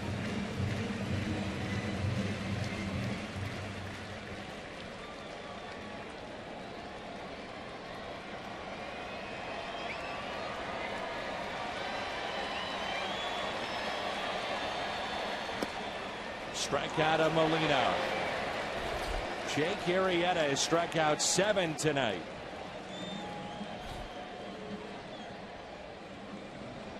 It's the Gateway Honda home run inning. If a Cardinals player hits a home run, the Gateway Honda dealers will donate $1,000 to the Make-A-Wish Foundation. This guy's certainly capable of doing that. Grichuk with 6 home runs on the season, and I'm going to guess every one of those home runs was a rocket somewhere. Many balls as he hits 100 miles an hour or more. Just think back to last weekend in Philly. He put on a show there, didn't he? Sure did. At his first ever multi-home run game. 3 home runs in the series.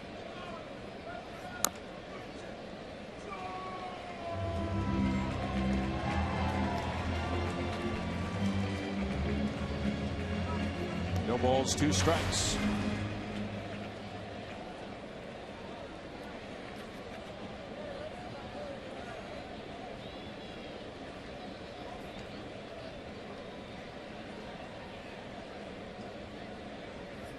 Grichuk deep in the hole at short. Castro, nice play. The stretch there by Rizzo for out number 2. Tremendous play all the way around. Well, that play doesn't work if Rizzo doesn't have the stretch and if Castro doesn't have the arm. In the hole, sets himself, strong throw, and the long stretch. Just in time, and he digs it out.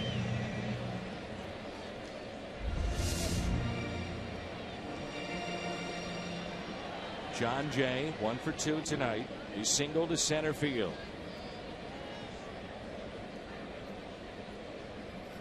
The best opportunities for the Cardinals. Johnny Peralta, 1 out. Runner at third in the first. That was Wong. Infield in. Move paid off. They got Wong at the plate. John Jay, he came up in the second. 1 out. Runner at third. And grounded to Rizzo, who threw to the plate. Got Randall Grichuk. 2 costly plays for the Cardinals tonight. So when you're writing a how-to book on the game of baseball and you get to the chapter of why do you play the infield in, use the first 2 innings here tonight as your example.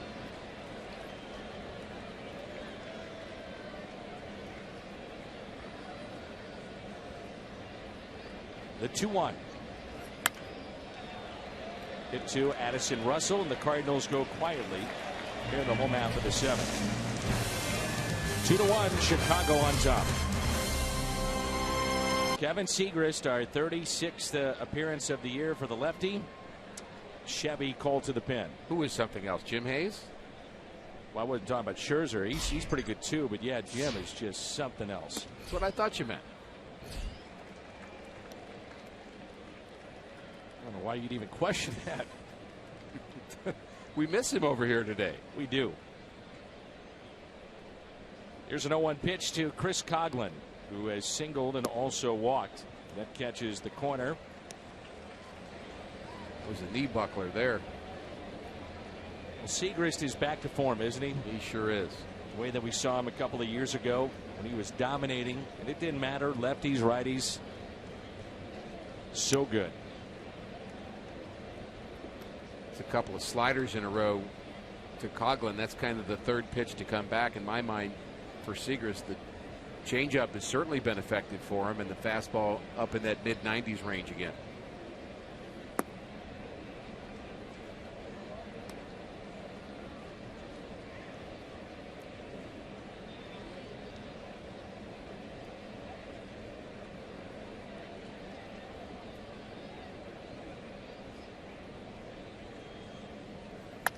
Two is hit to short. There's Peralta. 1 down.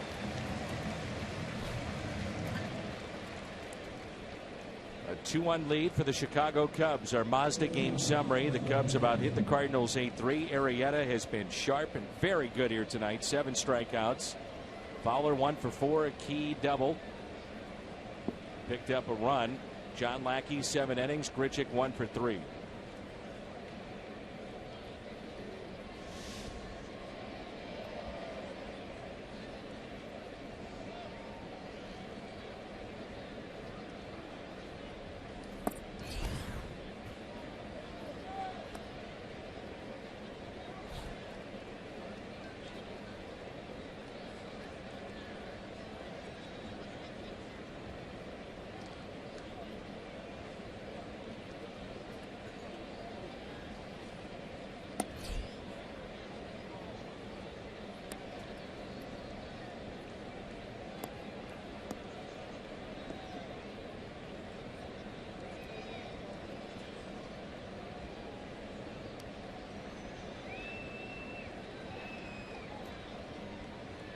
Two-0 pitch to Starlin Castro. It was interesting to see Arrieta grabbing a helmet as quickly as possible before they had any ideas about pinch hitting for him. He's actually standing next to Joe Madden right now. And Joe's kind of cluing him in on what might happen here. But I think, honestly, pitchers in till they take you out. You just can't think otherwise. Cubs bullpen 5th in ERA. They've had 9 blown saves this year, 17 saves overall. Jason Mott has had a good year for the Cubs.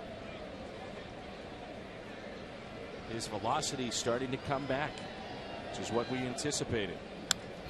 3-2 the count on Castro with 1 out, nobody on. A crowd tonight, 45,558. 45558. 15th sellout this year.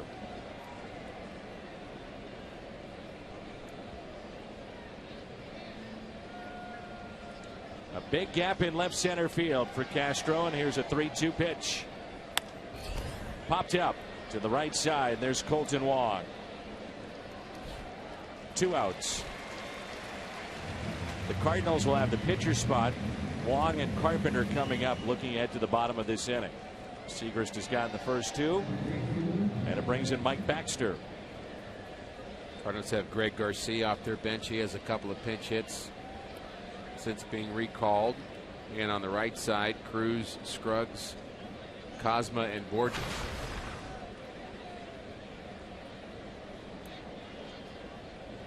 I would guess we would see Garcia.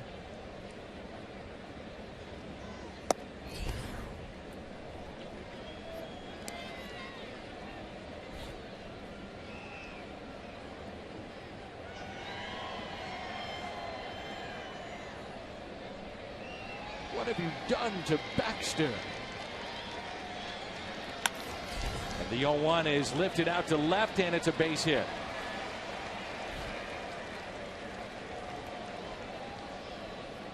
What's the matter with you?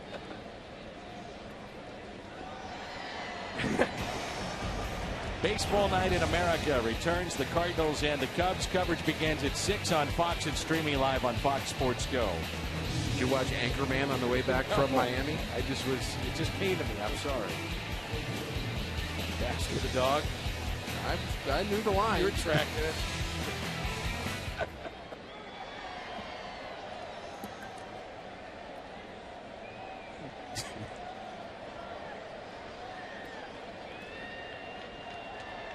Chris Denorfia will be the pinch hitter. So the Cardinals get Arrieta out of there. So the trick of getting the helmet quick and the bat quick didn't work. Didn't work. The way that Arrieta has been cruising through the Cardinals lineup, that base hit may have been the best thing to get him out of there, but who knows? Denorfia with a liner to left field. Over to cut it off. Grichuk is thrown to third. Not in time. And advancing to second, it's Denorfia. So second and third with 2 outs. Well, Grichuk's got a choice to make of what base to throw this to, but I love the way he tracked it down and got rid of it quickly. Decides on third. Didn't really have a chance of getting the runner there, but when the trail runner gets to second base like that, you got another guy in scoring position, but I don't think you want to throw behind that runner coming into third when that run means as much as it does. So I think he did the right thing. I just like the way he moves defensively.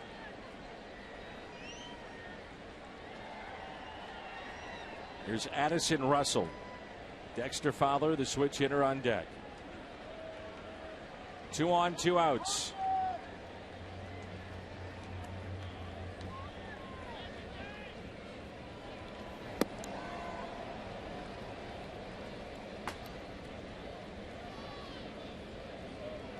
A 2-out single by Mike Baxter.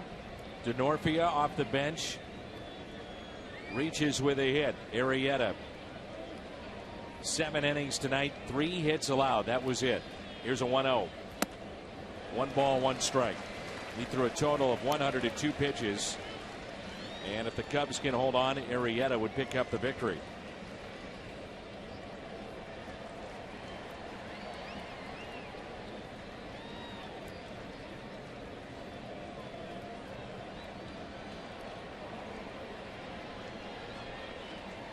Here's a 1-1 pitch.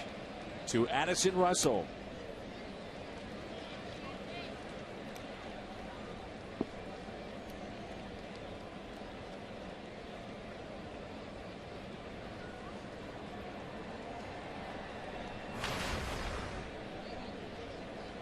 .255 with runners in scoring position.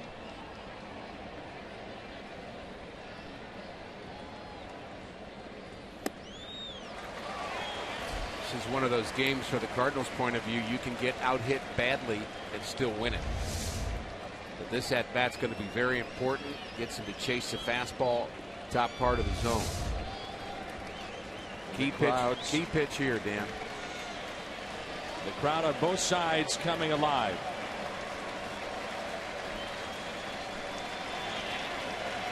The 2-2. Strikeout of Addison Russell.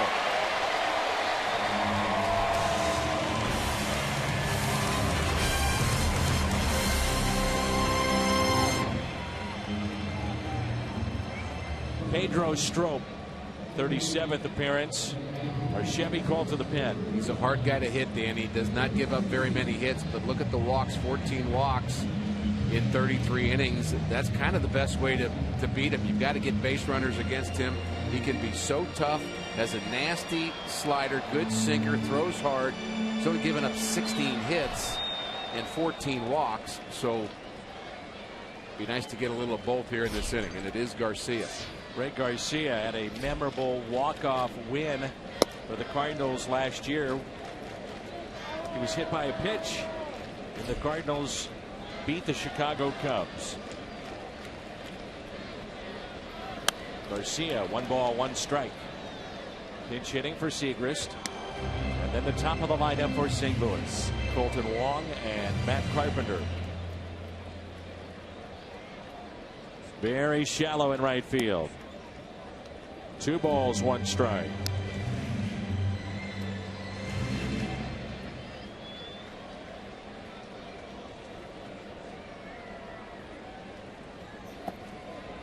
Three and 1. Here's where you can be patient if you're Garcia.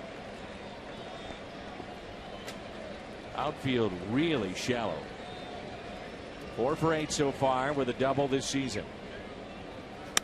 3-1 pitch driven out to center field. Fowler going back. He'll look up.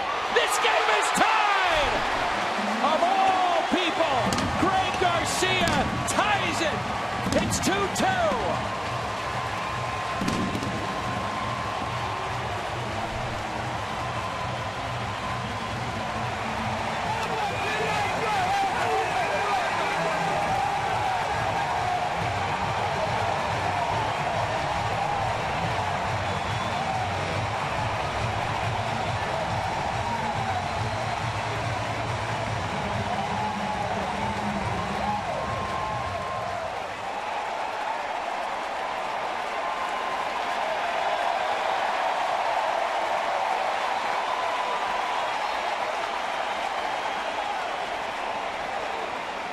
First career home run. What a moment. Heck yeah.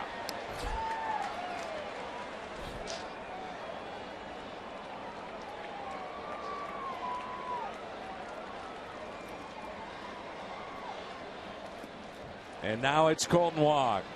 Well, I said he could afford to be patient, but that's a better plan. Just go ahead and hit one out to center field, 410 feet. What a moment.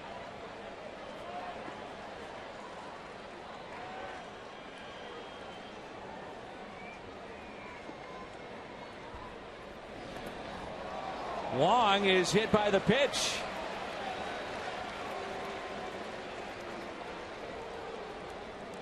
And now the go-ahead run is on.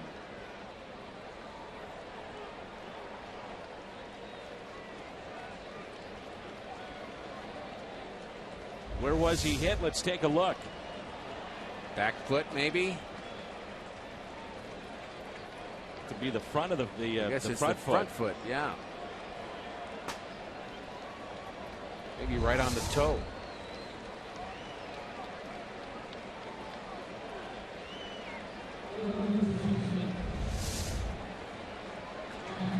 It's that sharp breaking ball, and yeah, right on the end of his foot.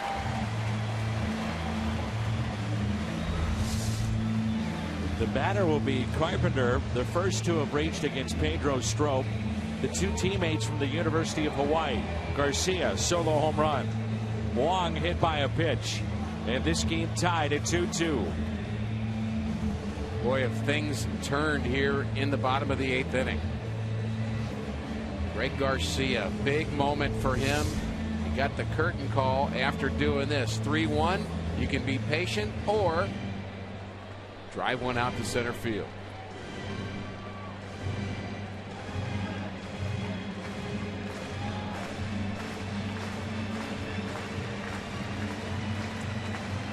Greg Garcia said, I not only want to just come up and be in the major leagues, I'm now not as wide-eyed. I'm ready to contribute. I'm not as nervous. Well, he's done that here tonight. This crowd is electric. Well, Dan, I said earlier that new generations of Cardinal players insert themselves into this Cardinal-Cub rivalry with big moments. We just saw a nice moment there for Greg Garcia. Nobody out. Wong the runner at first, and Carpenter looks at a ball. And with this game at least tied, the Cardinals get their closer up. Loosening in the pen, that's Trevor Rosenthal. Carpenter is hitless tonight. Hit one to the track back in the 3rd inning. Cardinals have had 21 come from behind wins, the most in Major League Baseball. The 1-0. 9 times they've won games where they've been out hit by the opponent. That's what we're talking about. The timely hitting, especially late, and right on cue. Greg Garcia delivers tonight. The heart of the lineup now coming up for St. Louis with Carpenter right here. And then you've got Peralta and Reynolds. 1 ball, 1 strike. Nearly threw that away. And you wonder about Colton Wong pushing off that leg and maybe the toe to get back into first base, and how painful that must be right now for him. I'm not so sure that ball didn't hit him in the hamstring, and on the tag it did. It hit him. So kind of had a rough turn around the bases here. If that ball doesn't hit him, it may go into right field. He's on to second base or more. Carpenter could just punch it through the left side. The third baseman Bryant playing in off the line a bit. Starlin Castro near the bag at second. Here's a 1-1 pitch to Carpenter. Outside, 2 balls and 1 strike.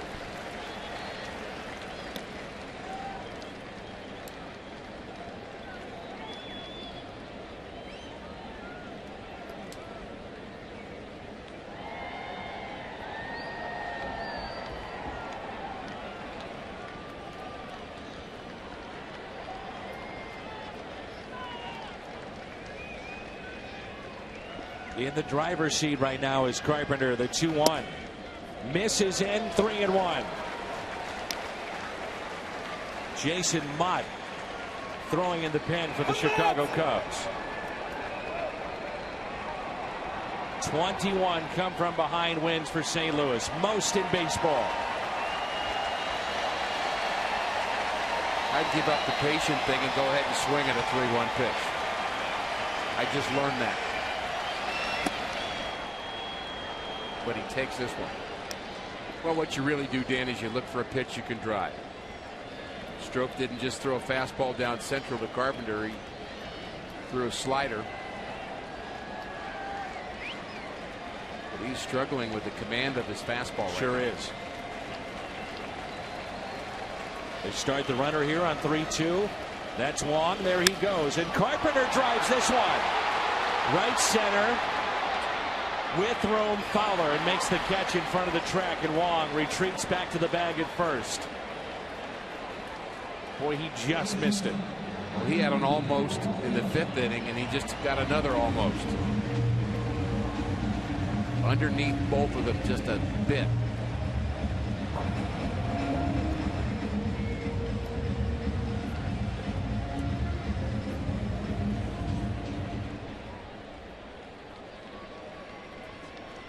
Peralta would love to atone for what happened in the first. Runner at third, one out.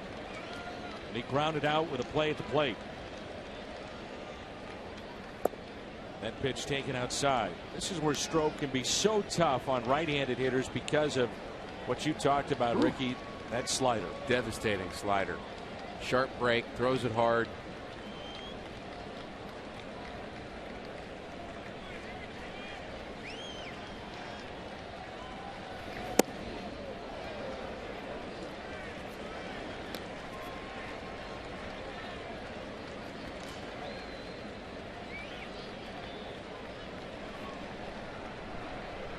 Cardinals at one point were 1 for 18 after the triple by Grichuk against Arrieta. I said it, where you might be doing yourself a favor to have that base hit to bring Arrieta up and force the hand of Joe Madden. Get him out of there. Exactly right. You don't give up the hit on purpose to do that, obviously, but it almost paid off. Denorfia got a hit, and he pulls that down the line a little bit more, and that's an extra base hit. It already was, but it certainly would have scored the runner. It was down the line just a bit more. 3-0 now on Peralta. And Johnny takes a pitch inside, and the go-ahead run in scoring position with Colton Wong in second. And the batter is Mark Reynolds, and this has turned out to be a rough outing for Pedro Strop, and his outing is through. Home run by Garcia. Hit Colton Wong. Carpenter drove one near the track in right center. Walk to Peralta. And now Joe Madden has to go to his bullpen. What a moment here in this 8th inning. Greg Garcia, leadoff homer. A new hero steps up every night, it seems like, for St. Louis. Both his Major League RBIs have been, by the way, against the Cubs. The hit by pitch in the walk-off, and then this one moments ago. Here's Jason Mott. Chevy called to the pen. Having a good season, 5 wins out of the bullpen. He's kind of been a guy that's come in and gotten victories and pitched at the right time. The ERA is good. Well, this is power against power here. Reynolds and Mott. This may be a matchup that favors the Cardinals. As we've seen, Jason Mott relies on one pitch, the fastball. And sometimes it's straight, but it's always hard, and it's gotten harder the further he gets away from his arm injury and his surgery. And the 0-1. Reynolds with a fly ball, skied into shallow left, going out Starlin Castro for the out.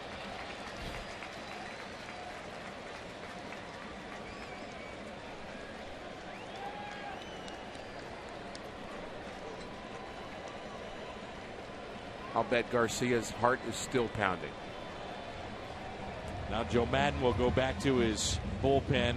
I love the emotion from Garcia, the excitement. You know, the Cardinals are very businesslike in what they do night after night, in my opinion. And to see that kind of emotion and the raw emotion and excitement, it's fun to watch. Greg Garcia has tied it. 2-2. And he will get Jason Hayward. By the way, Greg Garcia, that's his first home run since August 3rd of 2014. The Cardinals have runners at first and second. And Russell will face Jason Hayward. What a moment for Greg Garcia.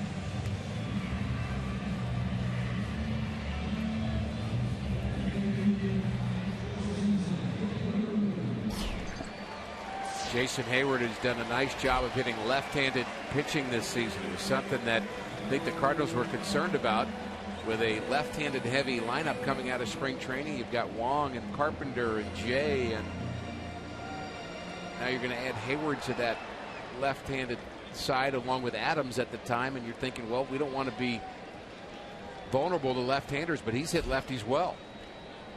2 outs, 2 on. Wong is the runner at second base, and Hayward on the first pitch pops it up. Uh-oh, who wants it? It'll be Russell. Would that have been so? Oh, my. It could have happened. First big league homer in a big-time situation for Greg Garcia. The emotion. Cubs Cardinals tied up at 2. Home run at any level since August of last year, and it comes moments ago, and a big one.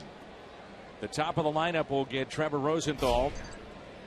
It'll be Dexter Fowler, Anthony Rizzo, and Chris Bryant. Fun ball game here tonight. Fowler with the double over John Jay's head back in the 7th, came around to score on an RBI sac fly by Chris Bryant. That made it 2-1 at the time, and the Cardinals have tied it up 2-2. What I love about that moment with Garcia is we kind of projected he would lead off, but you're thinking about him leading off so that he could do what? Get on base, right? You're thinking he's going to try to walk, slap the ball somewhere, get on base, and the great surprise is he had a little more for us.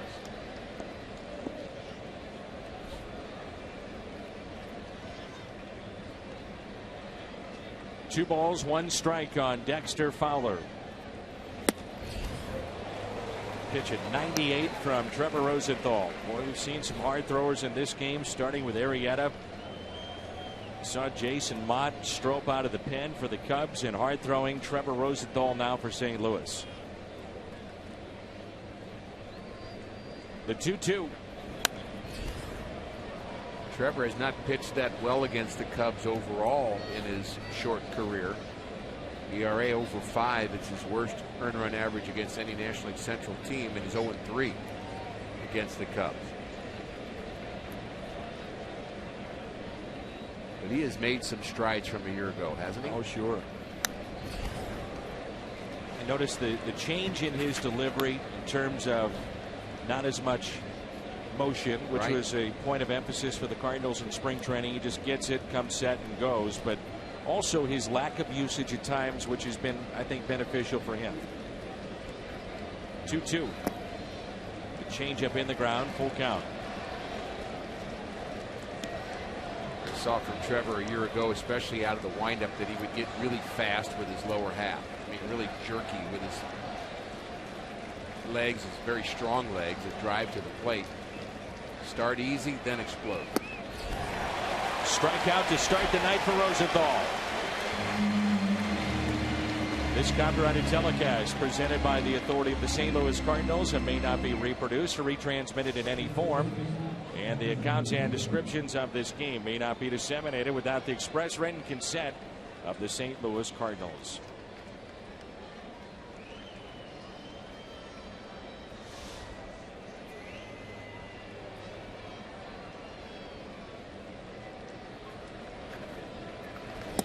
Strike 2, Anthony Rizzo. 0 for 3, was hit by a pitch.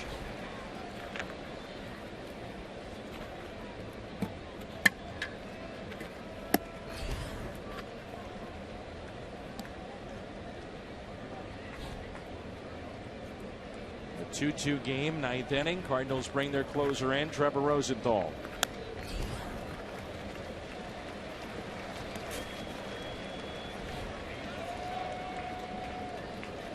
Rizzo's, 1-2 the count. Rizzo's a very good young hitter, and he understands the strike zone well. Very hard to strike out. He's barely got a piece of that one. But like Bryant behind him, they'll walk a lot, so their on base percentage is high. Circle change, yeah. And he's out in front and very much fooled. He hurt himself a little bit too. Yeah. He was walking around the batter's box during the replay that we showed and clearly was uncomfortable. 1-2 pitch is hit out of play.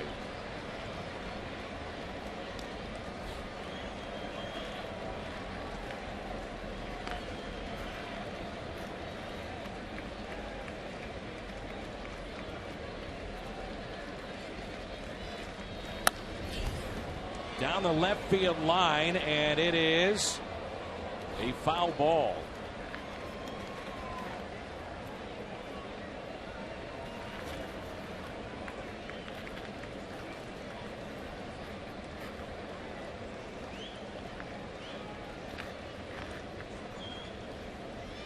A little too close for comfort there. Sure was. And him out in front with a changeup on the 1-2. 2 down.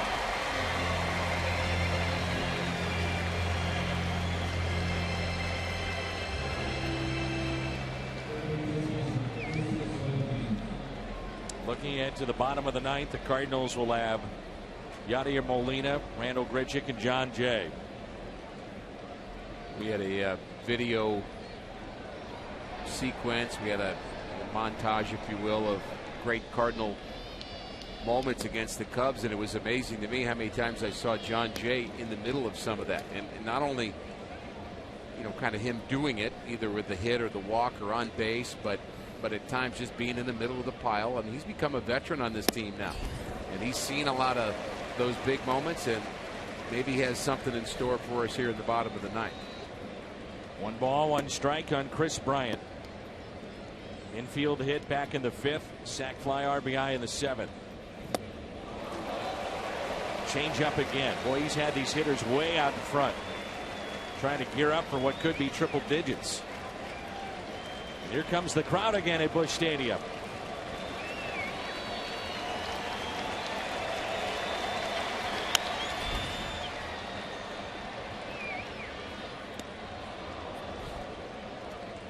So hard to catch up with 99 when you're worried about looking bad on a changeup.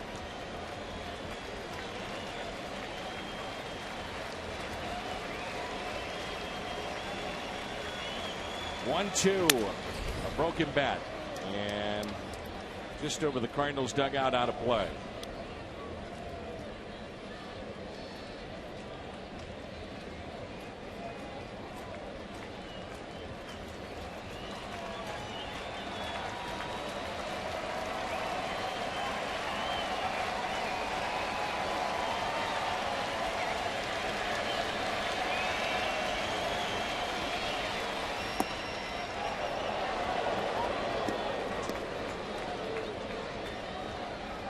Came back with the changeup after the fastball in, and might have been a strike. 2-2.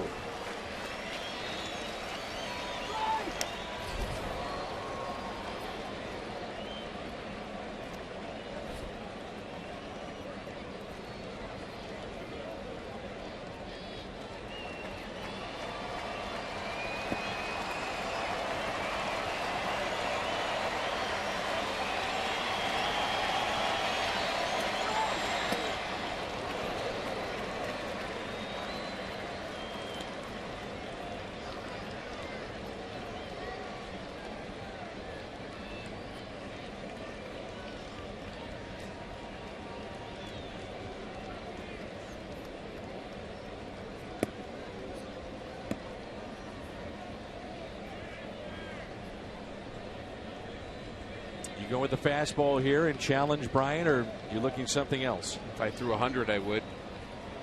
And I think the reason is the changeup certainly is a great pitch for Rosenthal, but when a guy throws hard and you go to his secondary pitch, the tendency sometimes is just to try to throw it for a strike with a changeup, and that can be dangerous if you hang it.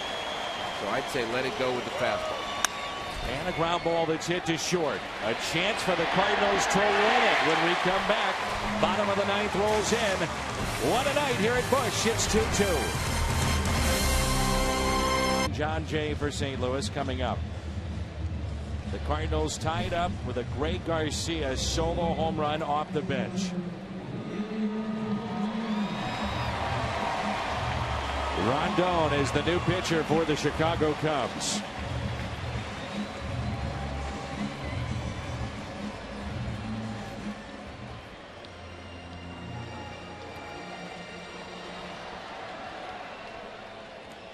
Molina walked and scored back in the second inning. He is grounded out and struck out.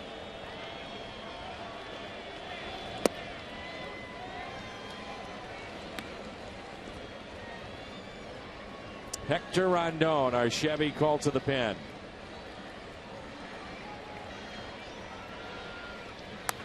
And that's pulled foul. No balls, 2 strikes. 5th Cub pitcher used in a 2-2 game in the 9th inning. Really seen the best of the Cubs relievers so far. And that ball that Yachty just hit, who's 4 for 5 against Rondon, we could see Bryant guarding the line at third. And a strikeout of Molina. That's how we start the bottom of the ninth.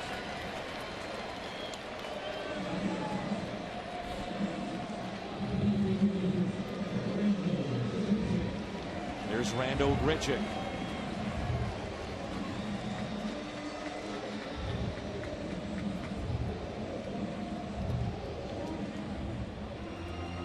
Grichuk with his 5th triple of the season, back in the 2nd inning, struck out in the 4th and grounded out to short.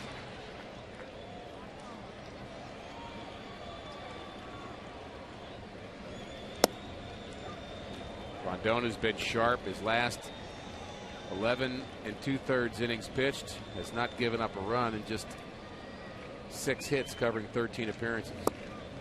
0-2. And initially here he looked sharp. He does. Outfield very deep for Randall Grichuk. The 0-2 pitch. He may see that slider again and again and again.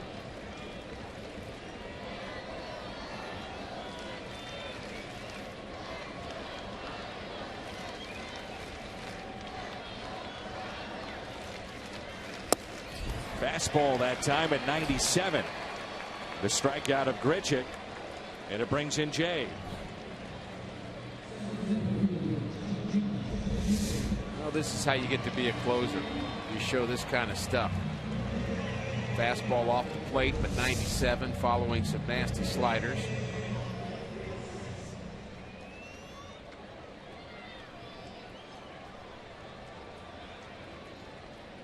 Two outs and nobody on, and that pitch taken low by Jay.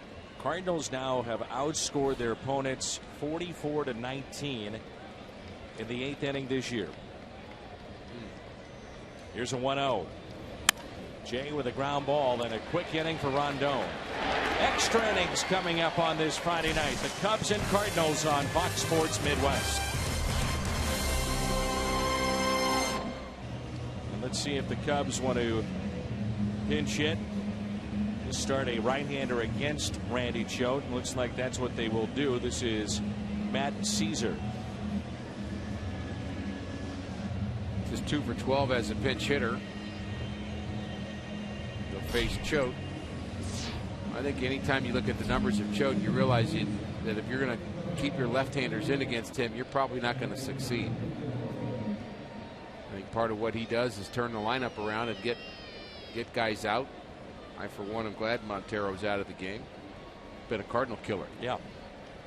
Seemed that way with Arizona, and he's had some big hits as a Cub already. The numbers there for Choate. Chevy called to the pen, and Caesar trying to bunt his way on, and there's strike one.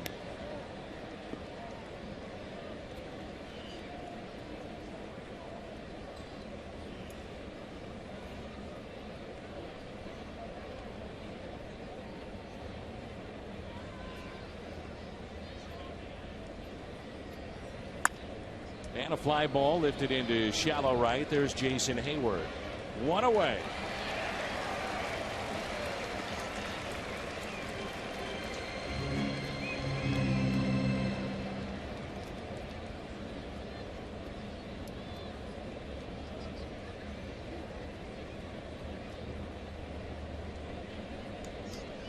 Cubs have stranded 10. They have 10 hits here tonight in this 2-2 game.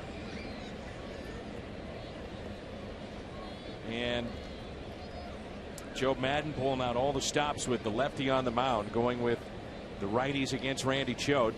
And if anybody knows Randy Choate well, it is Joe Madden.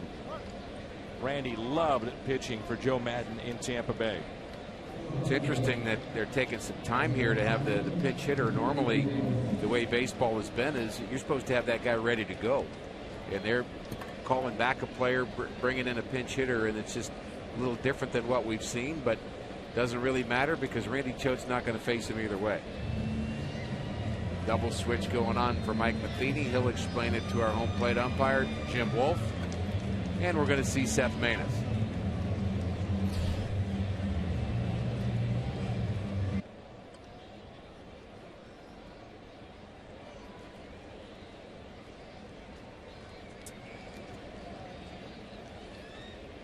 Seth Maness in to pitch to David Ross with 1 out, nobody on. Left on the bench for Joe Madden, switch hitting Jonathan Herrera. That's it. Maness has been used a ton this year. Ross, base hit.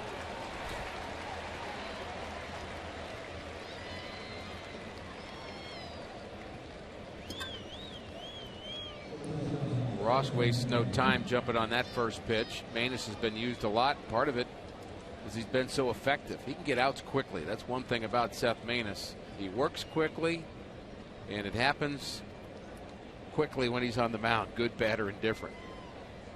Not a lot of wasted time from Seth Maness. He has 27 innings out of the Cardinals bullpen. I just wonder if his pitch total isn't a little bit lower than most relievers. Gets 2 outs with 1 pitch quite a bit.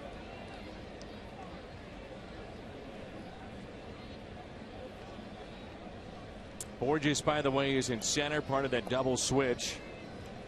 So the Cardinals, looking at to the bottom of the 10th inning, would have Borges, Wong, and Carpenter coming up.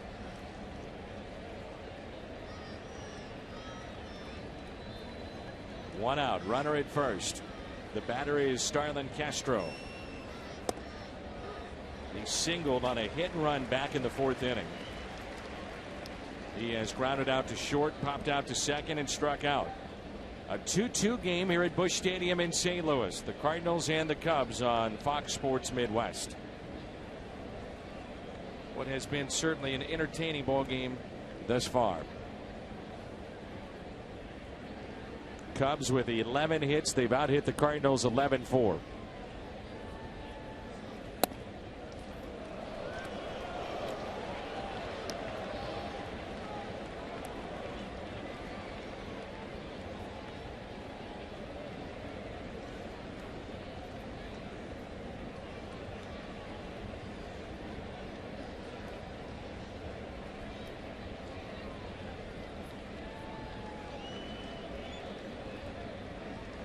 The 2-1 pitch.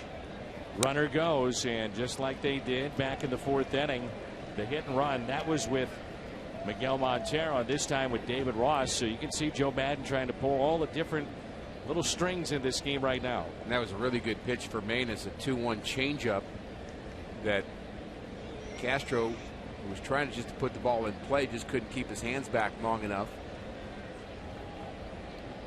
And will he repeat with the changeup or throw the sinker to try to get the ground ball?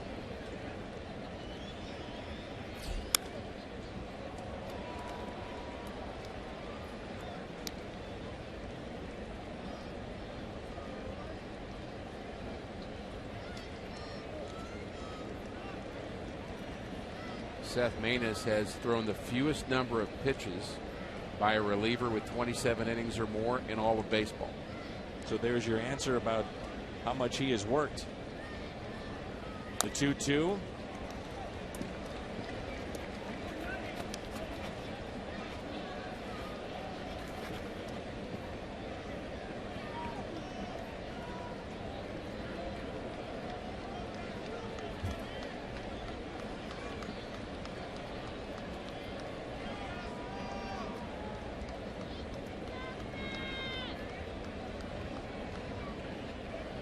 One out, runner at first. 2-2 pitch. Again, that pitch down in the zone from Maness as Castro stays alive. Jose Oquendo, he's the one that will set the infield, and at this point Jose has got Matt Carpenter about 1 step off the line at third. His base hit, which was back in the 4th, was to right on the hit and run. Beautiful piece of hitting by Castro. A 2-2. He's so close to the line at third, you can almost hit a double to his left. You probably could. It was hit hard enough. Right on the line. Good outfield defense with Grichuk, Borges, and Hayward, and that may become important. Chris Maloney sets them. Has them bunched a little bit in the outfield. Off the line is Grichuk and left.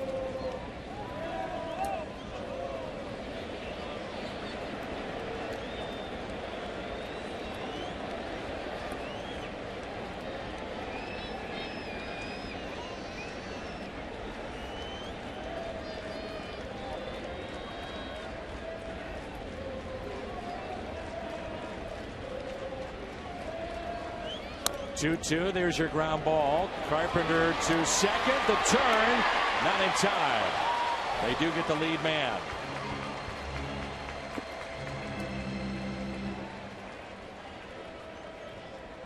We can hardly turn this any faster. Carpenter charges it, gets rid of it quickly. Perfect throw. Wong does a nice job of clearing from the runner heading down to second base, but no chance to get him.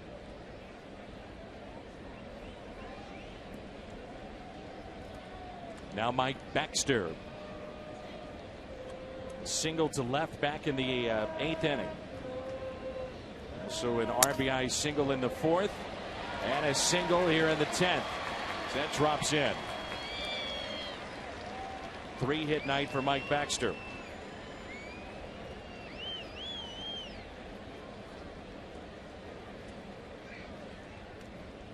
Jonathan Herrera, the last position player available for Joe Madden. So that's something to think about as well. They're bringing in Randy Choate. Kind of neutralize that right side of the bench. You got him in the ball game. Turn the lineup over. You're right. Herrera's left. And interesting that Mike Baxter and Greg Garcia are our offensive stars here tonight. Not sure many would have predicted that.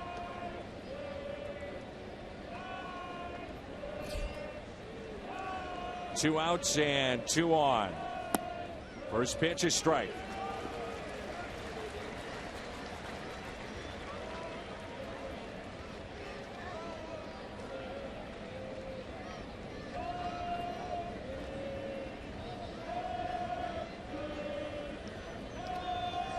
Oh, 1 pitch. Now it's 0-2.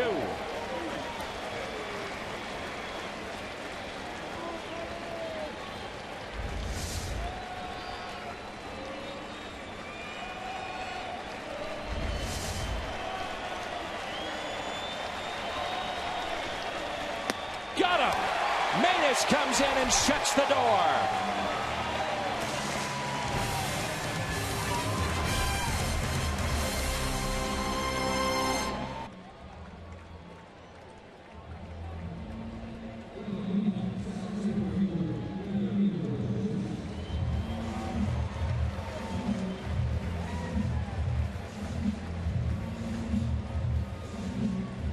Justin Grimm is into the game. Another Cub reliever having a good season. This has really been a much better staff this year than a year ago. Ross stays in the game to catch. As you mentioned, Joe Madden out of bullets on his bench.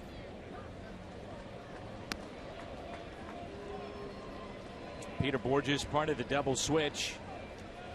He does have 2 home runs this season. It'll be Borges, Wong, and Carpenter. What's your favorite type of Cardinal walk-off victory, Dan? Do you like the home run? The home run more than the walk-off hit by pitch? Yeah. Or the walk-off walk? Also enjoyed a race around the bags. You know, guys scoring from first. The excitement of it. Borges, extra bases here. Racing to second. The Cardinals have the winning run at second base.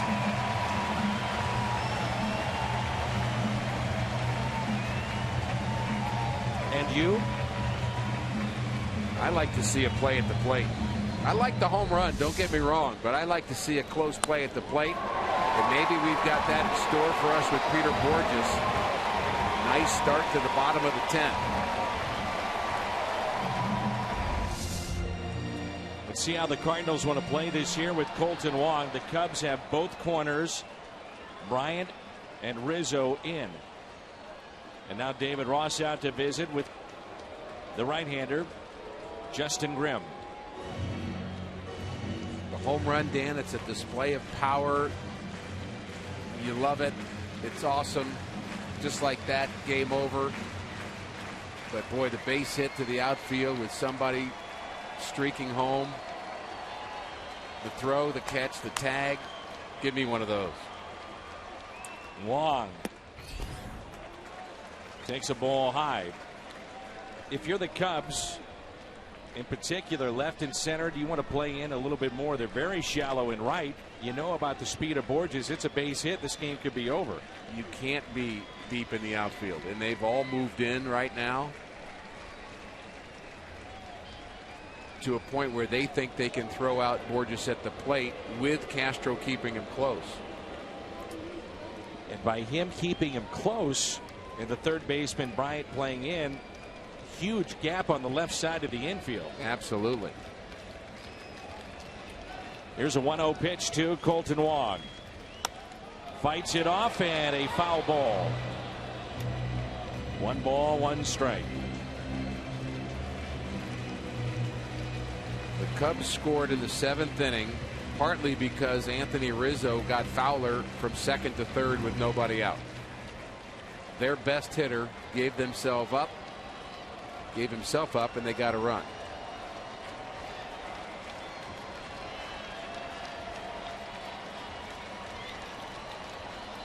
Here's a 1-1 pitch to Colton Wong. Up the middle, off the bag. Borges stopped at third. Oh my goodness. What a break. Can you believe that? Can you believe that? A base hit for Colton Wong. Now runners at the corners. Well, he moves the runner over by hitting the ball to the right side, but the right side of the second base bag. So he gets an infield hit. Castro was all ready to field that ball. That ball could have bounced out into the outfield and been game over. Well, Joe Madden now has called time, and they could load him up and bring the outfielders in, have an extra man there. We'll see how they want to play it. Unbelievable. The second hit of the night for Colton Wong. And this crowd is ready to explode here at Busch Stadium.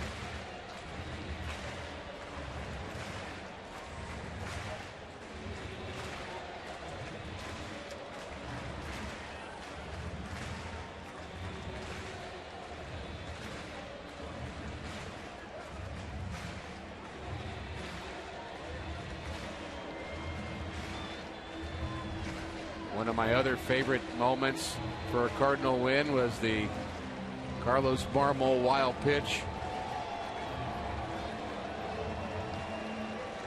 with Adrian Chambers scoring.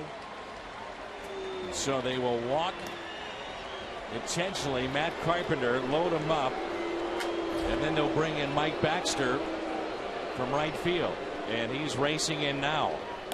You know, Joe Madden cannot call time and go back out there and set his defense. At that point, he's got to go to his pen. It would be his second visit. So they're screaming there from the Cubs dugout trying to set the defense, and they finally have.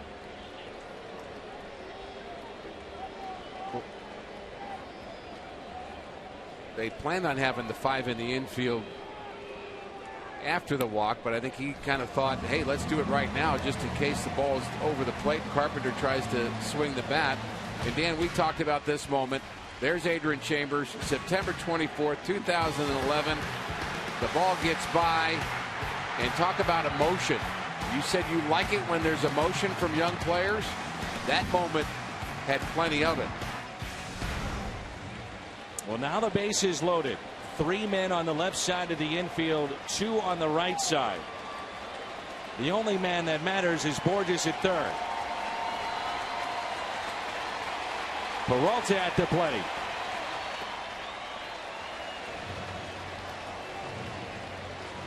We got here thanks to Greg Garcia off the bench with a solo home run. Against Grimm, tremendous numbers for Peralta.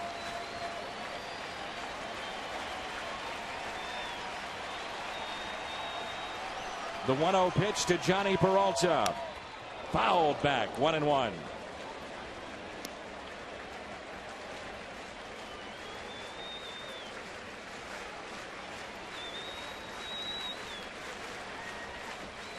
Inning started with a double by Peter Borges.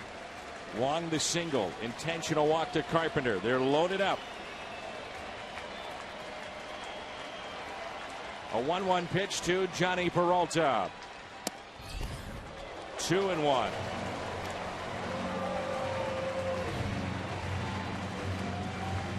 A night in which the Cardinals have been out hit 12-6. A chance to win it here in the 10th.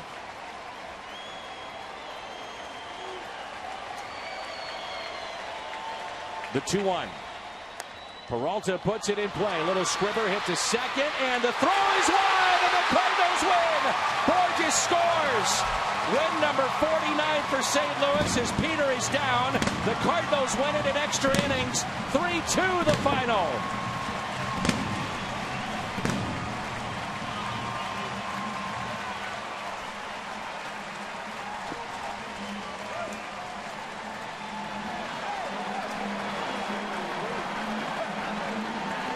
Well, there's a new way for a walk-off Cardinal winner.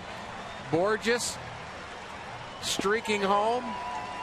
The Cardinals, another come-from-behind victory. And Johnny Peralta, our player of the game.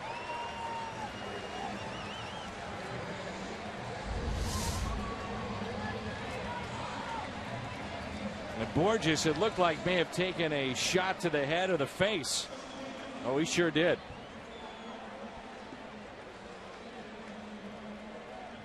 The hard slide into the bat, and also catches the right foot of Ross.